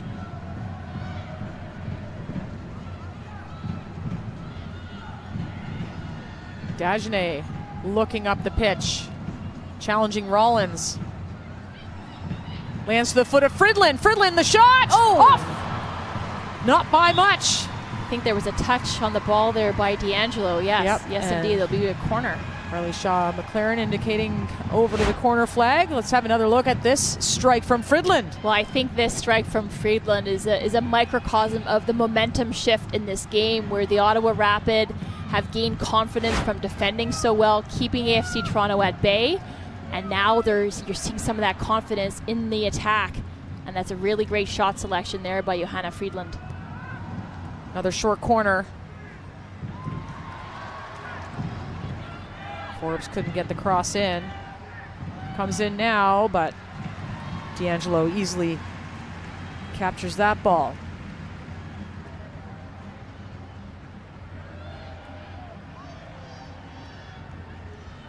The deciding factor here, Signa, the longer this game goes along, I feel like it favors the Ottawa Rapid as the away side, and the tighter AFC Toronto as the home side, who've been snake bit at BMO, they will become, but it'll take one team to just conjure that individual moment of brilliance, and who's going to be able to provide it today. Kayla Adamek set to enter the game. Nicola Golan coming out. Kayla Adamek has started just about every game for Ottawa this season. Started 16 games of 17, so kind of was the odd player out given the change in formation today.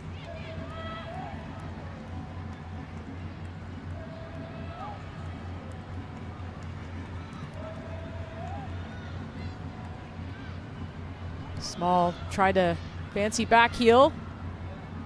Has them in AFC Toronto offensive third. Kaylee Hunter doesn't need much room. Sadie Waite knew that, blocked that. Not out of trouble yet. Hunter tried to slip it through, again cleared.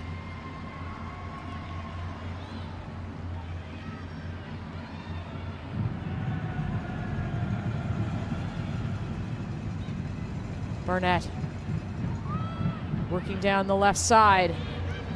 Stratigakis and Barnett working in combination. Cleared by Bell.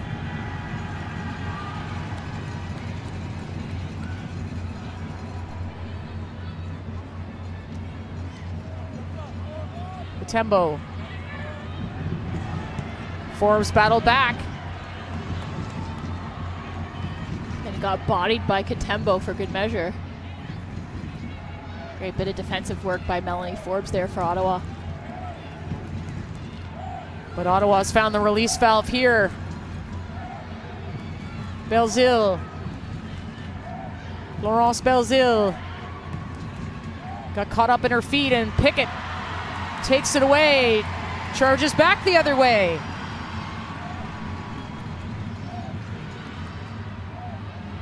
Stratigakis finds Kaylee Hunter. Hunter against Adamek.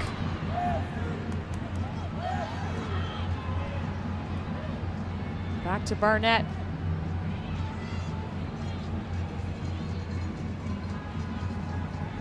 AFC Toronto seemed opposed to that early cross, and we saw it just the last action of the first half. Shalina Zadorsky probing forward, played a ball first time and surprised the Ottawa Rapid.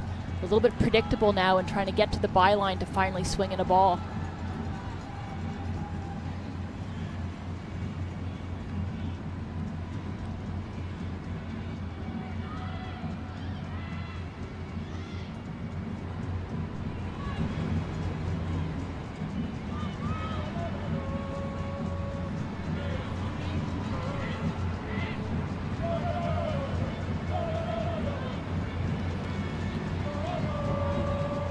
Zadorsky, that's dangerous! Rowe popped it into the arms of Dagenet, but that was one of those crosses you'd like to see. It's a really good ball, that's what we were looking for. Hopefully we get a chance to see that replay, but Zadorsky has the ability to play that ball. Rollins does as well. She's tucked inside a little bit and gets it on her right foot versus her left, and just aims that right at the penalty spot. And if Lauren Rowe, she gets there first, she's able to get a little bit more power on this, I think it would see Dagenet flat-footed and potentially beaten.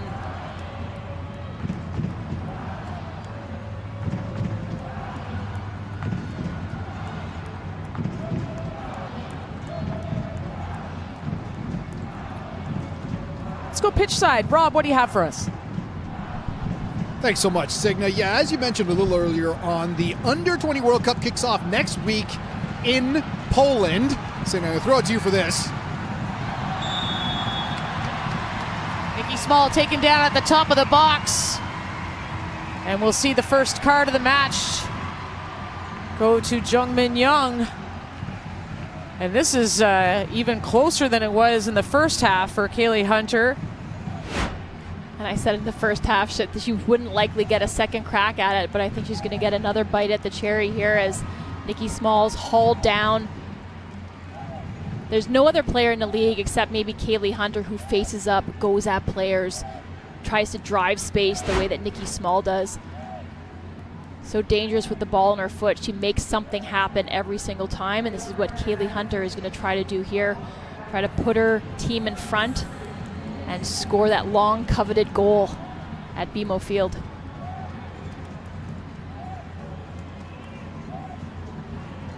Kaylee Hunter, 8 goals on the season. Colby Marnett also on the ball. It will be Hunter. Go! Oh, wow! Gets one for the home side. And the 18-year-old sniper snipes one at BMO Field. AFC Toronto 1, Ottawa Rapid 0. What a hit, what a strike by Kaylee Hunter. You saw that opportunity that she got a little bit further out, maybe from about 23 yards out.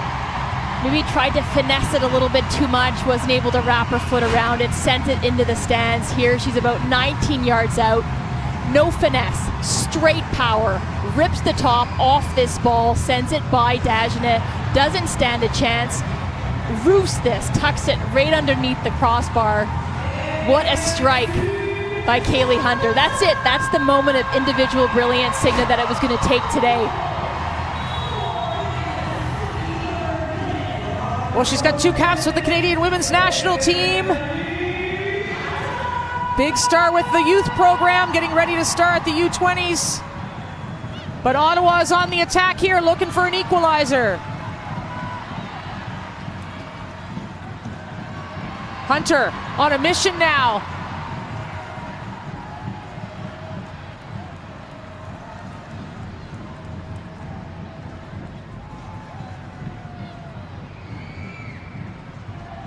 A little more purpose in the steps of the Vermilion of AFC Toronto. Zadorsky, first time cross or shot.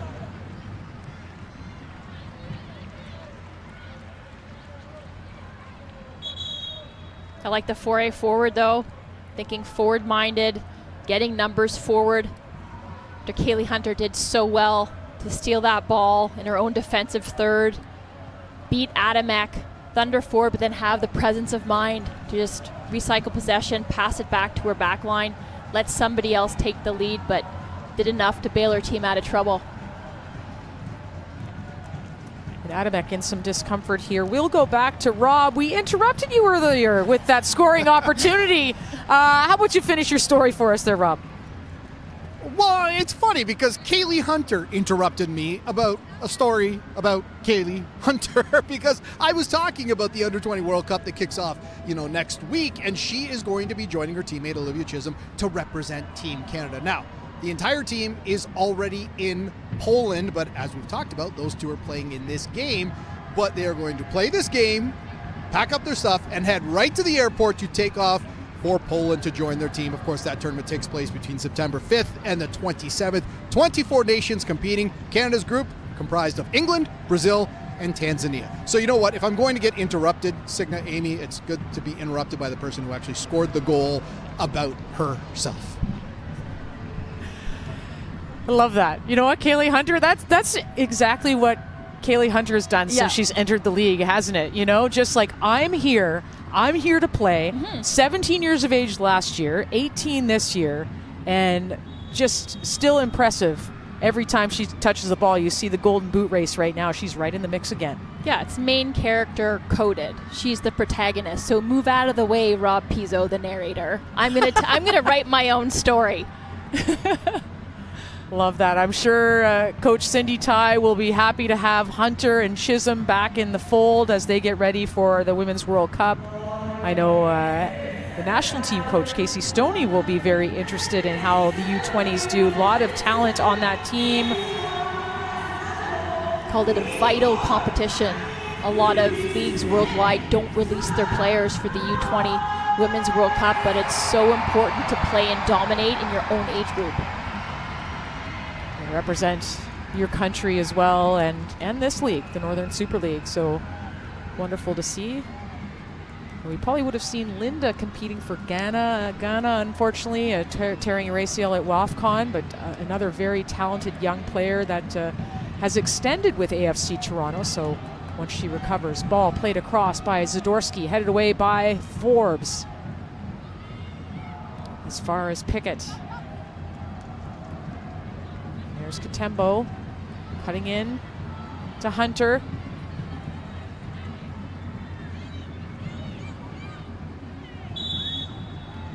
Good battle there with Forbes and Hunter. Question is, who committed the first foul? Substitution here for the Ottawa Rapid. It'll be Sonia Kobe-Oki coming in.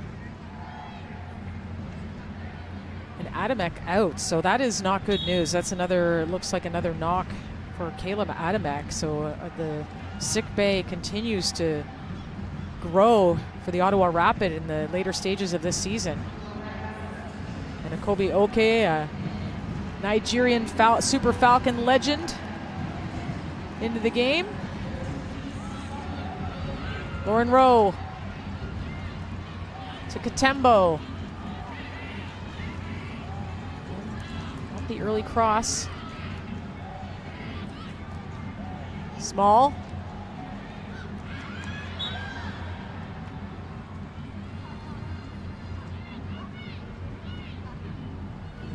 Just some cramping of the legs, perhaps. And handball, I believe, called on Lauren Rowe as that wayward touch just went up and touched an arm.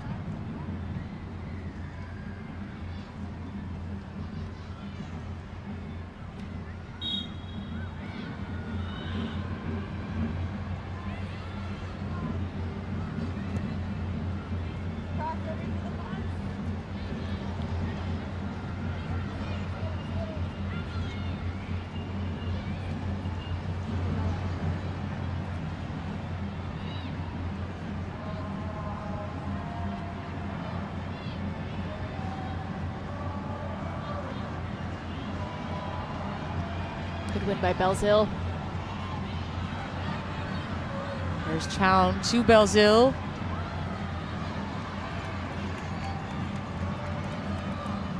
There's just to keep the ball.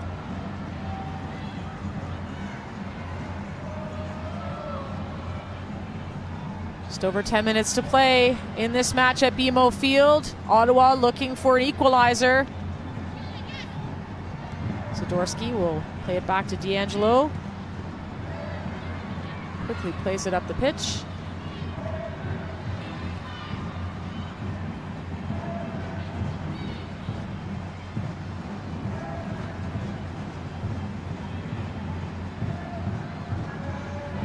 Slips through. Fridland cuts back. Fridland! Oh, wow.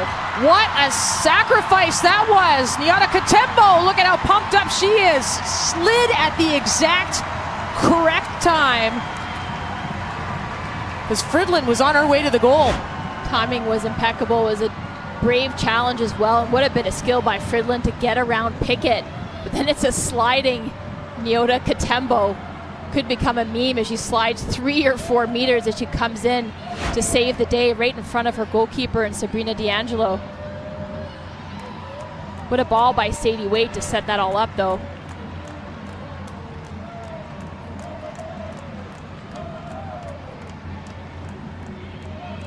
Just a reminder that this match is far from over. Sniffing at goal.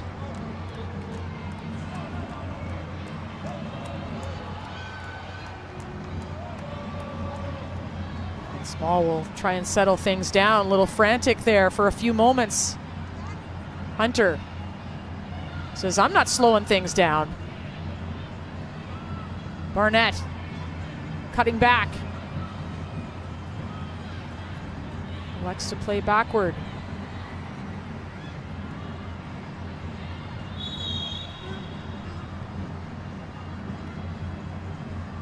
And Pickett in some discomfort now at midfield. Got that taped up. Knee strapped up. She picked up an injury early on last weekend at Wanderers ground where they were able to get a 2-0 victory over the Tides, but exited the game fairly early on.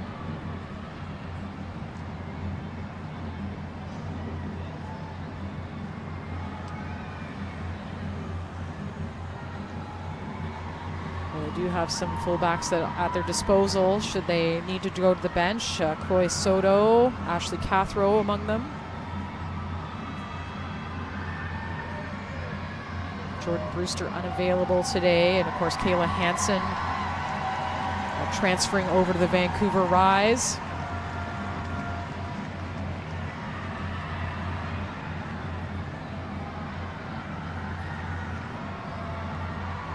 Tembo might have lost a shin guard there during that, that tackle. I don't think she minds. No, I don't think her teammates do either. No. Done very well. Been impactful, influential since coming on as a sub for Zoe Burns, and Marko Milanovic talked about how they've had that 60-30 split over in that right flank. My goodness, an absolute stunner from Kaylee Hunter. I think she heard our chatter early on about Sadie Waite leading the race for goal of the year. That would be a contender right there for Hunter. And that's what this game required, a bit plodding at times. The tempo had slowed. AFC Toronto were sniffing out some chances, but half chances, as you alluded to, Signa. You just needed somebody to grab the game by the scruff of its neck and say, I'm going to do it. Look at me. Here's a moment of brilliance. And Kaylee Hunter did just that. So far, that's the difference maker in this match. Victoria Pickett. We'll see if this requires a substitution on the part of Marko Milanovic. But to look at the second half shots in the favor of AFC Toronto.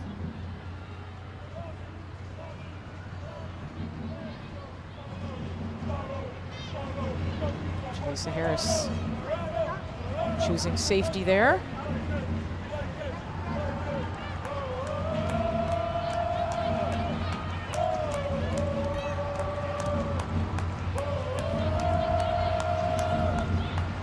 Rowe charging forward, and that's where she's so dangerous, just so fast, draws a lot of fouls. Sadie Waite just a little late on the challenge. Was the smart play right before, was well aware of where she was. Sadie Waite, she's just outside the box, so she's going to intervene and had to be there because Lauren Rowe had a half step on her. That's what's so impressive about Lauren Rowe is the flat out speed in a straight line, but it's how quick she is with the ball in her foot.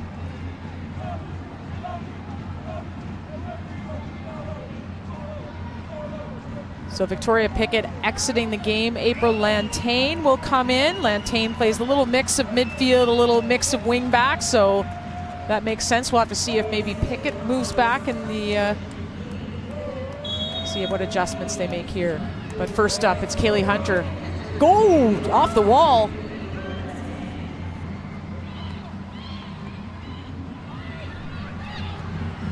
Cross goal! And guiding into the net, that's Sarah Stratigakis. 2-0 for AFC Toronto with 5 minutes to play. And is the curse dead at BMO Field? Looks to be, Amy. They double their lead, and again, it's off the boot of Kaylee Hunter. I think tries the audacious strike.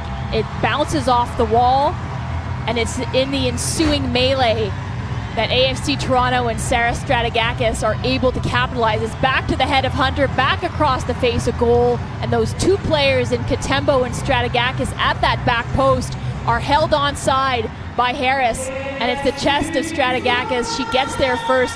You mentioned hunger. That's sniffing out the chances and ensuring that it goes over the line. 2-0 AFC Toronto.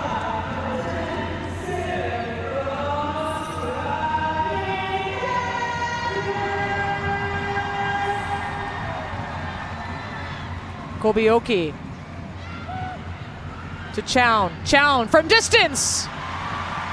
D'Angelo protecting that frame.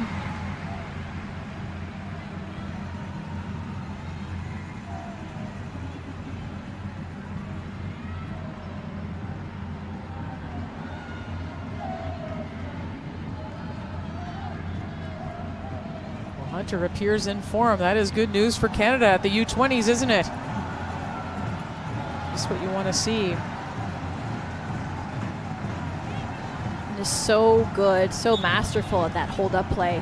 Is able to shield the ball, keep it away from the defenders, even when she's double-teamed. Just needed to release that ball a little quicker. Pickett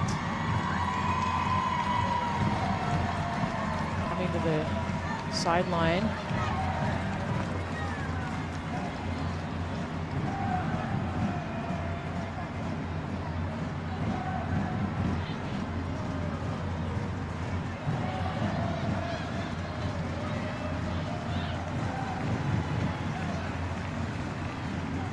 And Barnett again sliding into the back.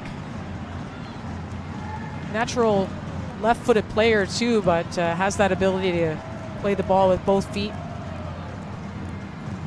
And Marko Milanovic mentioned, to your point about Colby Barnett, that he'd be absolutely content, happy, thrilled to play her at any position for AFC Toronto. He said even goalkeeper. He said even goalkeeper on our call. I mean, despite her frame, she gets up there aerially, doesn't she? It's more the mindset. Yeah, that's right. A few minutes left here at BMO Field. A 2-0 lead for the home side. Trying for the first time to pull off a victory. And for the Ottawa Rapid, time is running out. Winless in 3 games. Tough stretch of the season for the Rapid.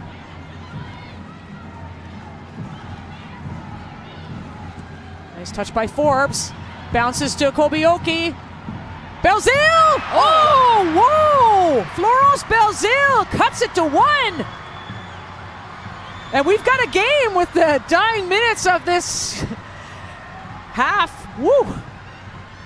Now everybody take a breather, take a breath, and maybe the curse has yet to be lifted. There's the end of the game here to manage from AFC Toronto's perspective, but Akobioke finds Florence Belzile just in this little layoff and a couple of touches to get on her left foot, and she gets that up in a hurry and beats Sabrina D'Angelo.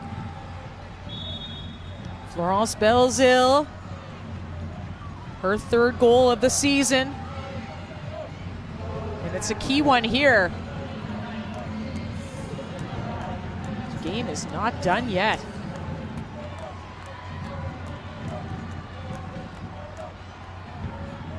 And that lesson in resiliency that Rob Pizza was telling us about Katrina Peterson and the Rapid earlier, that this section of the season is on resiliency. You just saw it there. They were a team that had defended resolutely, very successfully in that first half, and opened up a little bit in the second half, especially defending their own third. And then there was a lack of a response after the first one, but there's one from Florence Belzile to get her team on the board. Now they have to continue to push. Mellenhorst laying it off to Akobioke. Can she engineer another goal? Has Forbes. Katembo gets a toe on it.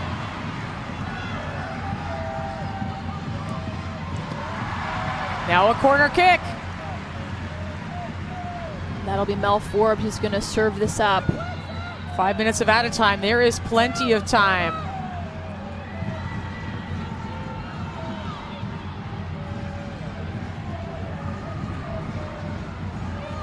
You know, this is how Bell scored the lone goal in last week's 5-1 loss. Forbes, high, looking for Bell again.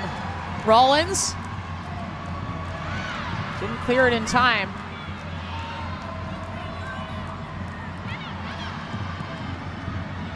Mellenhorst turning inside. And Chisholm with an expertly timed side foot there to stop it from creeping any further. But Ottawa's creeping here. Again, Katembo getting down. And it's Stratigakis in a foot race with Harris. Dajna has got to get this long, got to find numbers.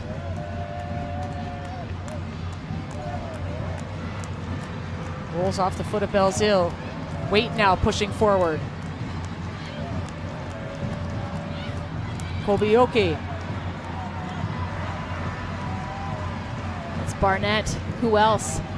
Deployed now is that right back versus that wing back position. Standing tall, not allowing Ottawa to progress any further. Hannah Chown, first start of her professional career. She's got a cannon of a throw. Into the box. And another corner kick. So Mel Forbes had a chance to rehearse this corner kick a few minutes prior. So can she hone this ball? Can she take a little bit off of it and find numbers? Try to connect with Bell or another target. Sent in. Headed away by Zadorsky.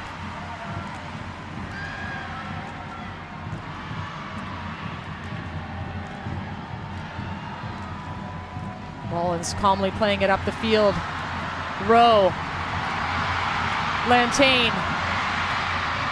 And Harris will just take any which swing she can to make sure that that doesn't go any further. Corner kick for AFC Toronto. He did enough because it looked like Lantain was going to be freed up, released there by Lauren Rowe. Wasn't to be, she squared it instead of playing it into space. Kaylee Hunter will take a seat after this. What a strike this was.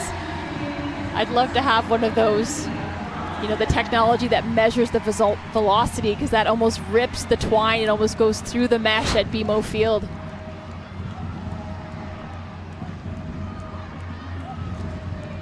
2-1 the lead for AFC Toronto. Mia Fontana coming into the match for Kaylee Hunter. It's Sarah Stratigakis' goal, though, that has AFC Toronto ahead.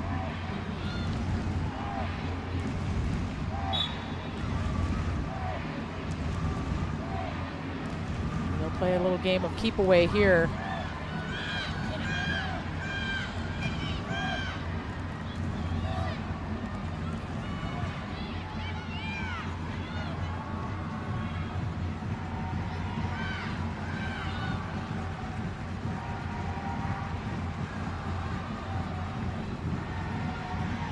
Final minute of added time.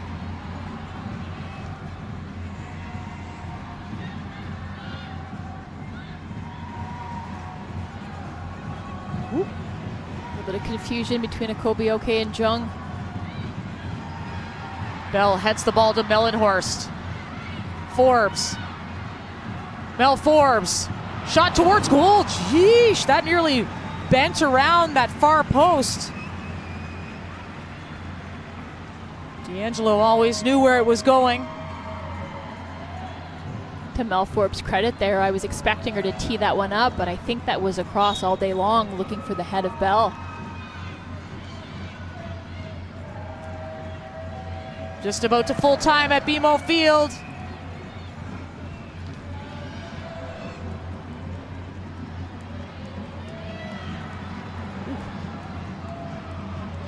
Oof. Heavy challenge between Nikki Small. Mellenhorst and Nikki Small. Two of the bright midfielders in this league going head to head, shoulder to shoulder.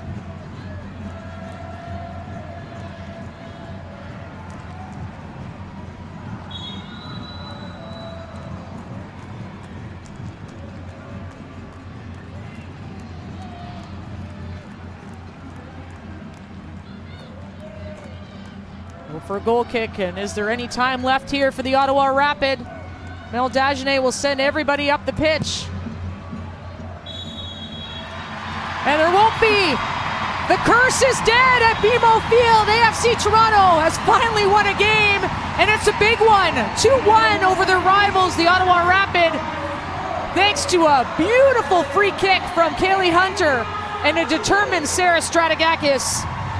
And Marko Milanovic's team can say home sweet home, finally. They will sleep well tonight.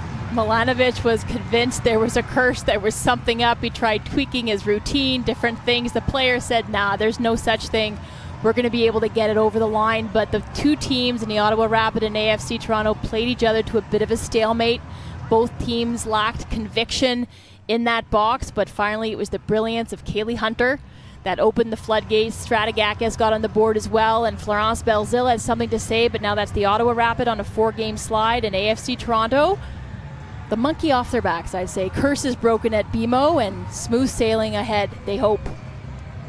Well, Kaylee Hunter will pack her suitcase, head off to the Under-20 World Cup next, but right now she's helped her team to a key victory at BMO Field. Well, Kate and Amy are on the other side of the break.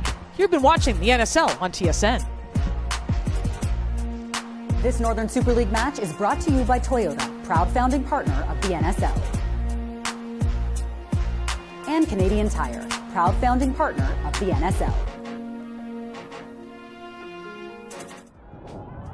I will do anything for my teammates. It's my why. It's what I'm out there for. When I'm tired, when it's hard, when you're going to go into a collision, for me, it's knowing that I'm going to put my teammates on my back, and I don't want to let anything go in the net. We have a lot of pride in it. We talk about it every day in training. Even when we're going against our own attackers, we want to shut out in training. So for me, I would rather do anything than let the ball go in the back of the net. And I feel like I owe my teammates that. I owe my goalkeeper that. And I have 100% faith that they would do the same for me. I think a lot of times, like, you see a lot of media, and it's always like the forwards or strikers are signing the big contracts, and that's great, and they deserve it because they are scoring goals. But I think as defenders, sometimes we go a little bit under the radar of what we're doing on a daily basis and in games. I think what we do is a little less flashy, and it's a little more gritty, and a little more meticulous, which is my favorite part about it. When you go into like an interview sometimes, or you go into a photo shoot, they say like, what's your goal celebration? And for me, it's like, well, I have the other end. Like my favorite part is when somebody makes a slide tackle or a goalkeeper makes a save, and that's what really hypes me up. For me in training, what like really gets me going is like my center back slides and wins it, or we block a shot. So I look up to her a lot. Her soccer IQ, I don't know if anyone's talked about it, is just through the roof. Her coming from the NWSL and being a great player in college, she just has this like wealth of knowledge, especially in that center back position. So I really look up to her, and she challenges me on a daily basis. Mentally for me, it's not taking anything for granted. I come into training every day just focused on that day. And that's what really, kind of propels me forward. Physically, being an athlete is a 24/7 job. It's sleep, it's eating, it's how are you taking care of yourself. It's, mentally, it's also like you have to take some time away. You have to find that work-life balance that people I think kind of forget about. And for me, I take my time away from it, and then when I'm in it, I'm really in it.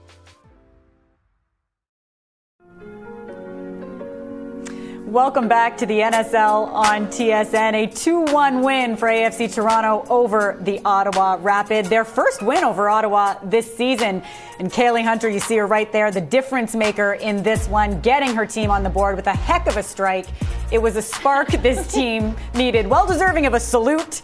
And truthfully, it was less of a spark, more of an explosion. And we'll get to that in just a bit. Here are the stats. Fairly evenly matched in terms of possession, but look at the shots. 13 shots for Toronto, 7 for Ottawa. Kate McKenna, Amy Walsh with you in studio. The salute? Yep. Hunter and Small. There we go. Back here with you in studio. We're going to talk about Kaylee Hunter. You kept calling, Amy, during the match for someone to take the reins. Kaylee Hunter did it. She heard you. She stepped up. It's our Toyota Electric play of the match. This was a heck of a free kick to open the scoring. Oh my gosh, cracker. Just a brilliant strike. Like, this is what I love about Kaylee Hunter, is her initiative that she takes. She wants to go forward. She wants to impact the game. She's a game changer in every sense of the word. And she'd had a crack at this earlier, and she tried to finesse it a little bit too much. So this time she said, listen, I've got to look. I can see this. I am going to power this. Less precision, all power. And she just about rips it through the back of the net to the delight of everybody present at BMO Field. Loved it. That got me up out of my seat, so I'm sure the people in attendance at BMO just adored that. I do believe you yelled during the call. I did. There was a yelp. Yeah. And she's actually the only player in the league to score directly off free kicks twice this season. And she wasn't done yet. She set up Toronto's second goal, finding Sarah Stratigakis. And this is by way, if I'm remembering correctly, the audacity to try it yet again. We saw Colby Barnett almost connect on an Olympico, and here is Hunter, who tees that up, goes near post, and as the play's recycled, it's sent back in by Zadorsky, a floating ball, finds the head of Hunter, who rightly chooses to send it back across the face of goal. And then you've got Harris, who's set up there, keeps those two players in Katembo and in Stratigakis on side, and then they crash the net, which is exactly what you needed to do. So that type of ruthlessness, the conviction, it doesn't require a whole lot of thinking. You just have to be first on the ball, and that's exactly what Sarah Stratigakis did. Nyota Katembo came on as a substitute, and Marko Milanovic had told media this week that Zoe Burns, Nyota Katembo, you could have either one of them starting the game, and he said often it's the substitute who comes on who actually has the better match. Yeah, we're proving Marko Milanovic right here. Like, everything he's talking about in his match day -1 is coming to fruition on the game. But that's what Katembo did. She made an impact, and that's what this game needed. And Florence Belzile as well, playing a little bit of a role more central, and Johanna Friedland. You see the difference here. So we talk about Kaylee Hunter as the game changer, but Katembo comes sliding in there. Like the last-ditch effort, alarm bells ringing. Sabrina D'Angelo was happy to back up and then watch that unfold in front of her, but heroic effort and a brave tackle by Nyota Katembo. Well deserving in terms of getting the belt from the Vermilion Vanguard. That's got to feel good, Amy. Oh my goodness. I love the belt. I mean, this is a team with some swagger, but they haven't really been able to flex it, and certainly not at BMO Field. So just the meaning for that, for a player who's come so far, battled injuries last year, and was such a bright spot for them today. It's great to see her rewarded. Kaylee Hunter was, as we've said numerous times, the hero in this match. So good from the 18-year-old, and she's pitch side with Rob Pizzo. Well, Kaylee, whether you believe it existed or not, the BMO curse is finally dead. It took 7 tries, but you got that win. How good did that goal feel, and how good did it feel to hear that final whistle? Honestly, it's just so amazing. We've worked, I think, every single game we played at BMO, we've put on a really good performance. We've got unlucky, so it's honestly just such a relief to finally get that 3 points. And you're not done. You've got the Under-20 World Cup coming up. So I have to ask you, are you heading to the airport right now? Yeah, I'm going to the airport. Flight's at 10 tonight, so a lot to look forward to, but honestly, I'm just so happy with AFC right now. We deserve that win, and yeah, Ontario's red. Ontario's red. Congratulations. Thanks for doing this. Thank you so much. Ontario's red. Those are fighting words right there, but I expect nothing less from Kaylee Hunter. But to the Ottawa Rapids' credit, Amy, they didn't go down without a fight. Florence Belzile had a great goal in the 88th minute to get them back into this game, and they powered through until the end. And this was a team early on. You saw the pieces missing in Scott and Chu on the back line, missing their talisman in DB Pridham, so they were a little bit hesitant, particularly through that first half, but it's almost like they needed the wake-up call of conceding too.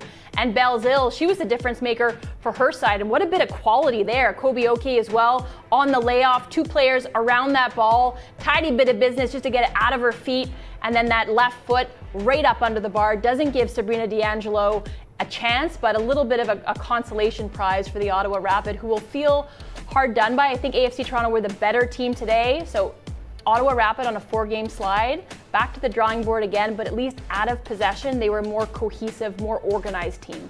And the Ottawa Rapid, for the first time in a while, not at the top of the table. In fact, let's look at the standings right now and check this out. In terms of the Supporters' Shield, just 3 points separates AFC Toronto in 3rd from Montreal in 1st, so we got a race on our hands. I love this. 3-team race, but honestly, what Vancouver Rise did last year with the Calgary Wild stringing together some victories, maybe Halifax Tides get things on board. I think it's parity right now that is like the main narrative in this league. It's exciting, and it's tough to believe we're already heading into week 20, and here are the matches still to come. Saturday, September 5th, the Vancouver Rise take on the Halifax Tides. That's during our YouTube watch party, so come hang out with us on the NSL's YouTube page at 7 p.m. The next day, Sunday, September 6th, the Rapid host the Roses at noon. That's right here on TSN. And also on Sunday, AFC Toronto hosts the Calgary Wild. You can watch that on CBC at 2 p.m. As for tonight, the curse is over. AFC Toronto gets their first ever win at BMO Field in the Battle of Ontario. 18-year-old Kaylee Hunter leads her team to their 2nd straight win as they continue to climb the table with just 7 games left in the season. From all of us here, including Amy Walsh, Signa Butler, Rob Pizzo, producer Kev, director Beth, and everyone on our broadcast team, I'm Kate McKenna. Thanks for watching.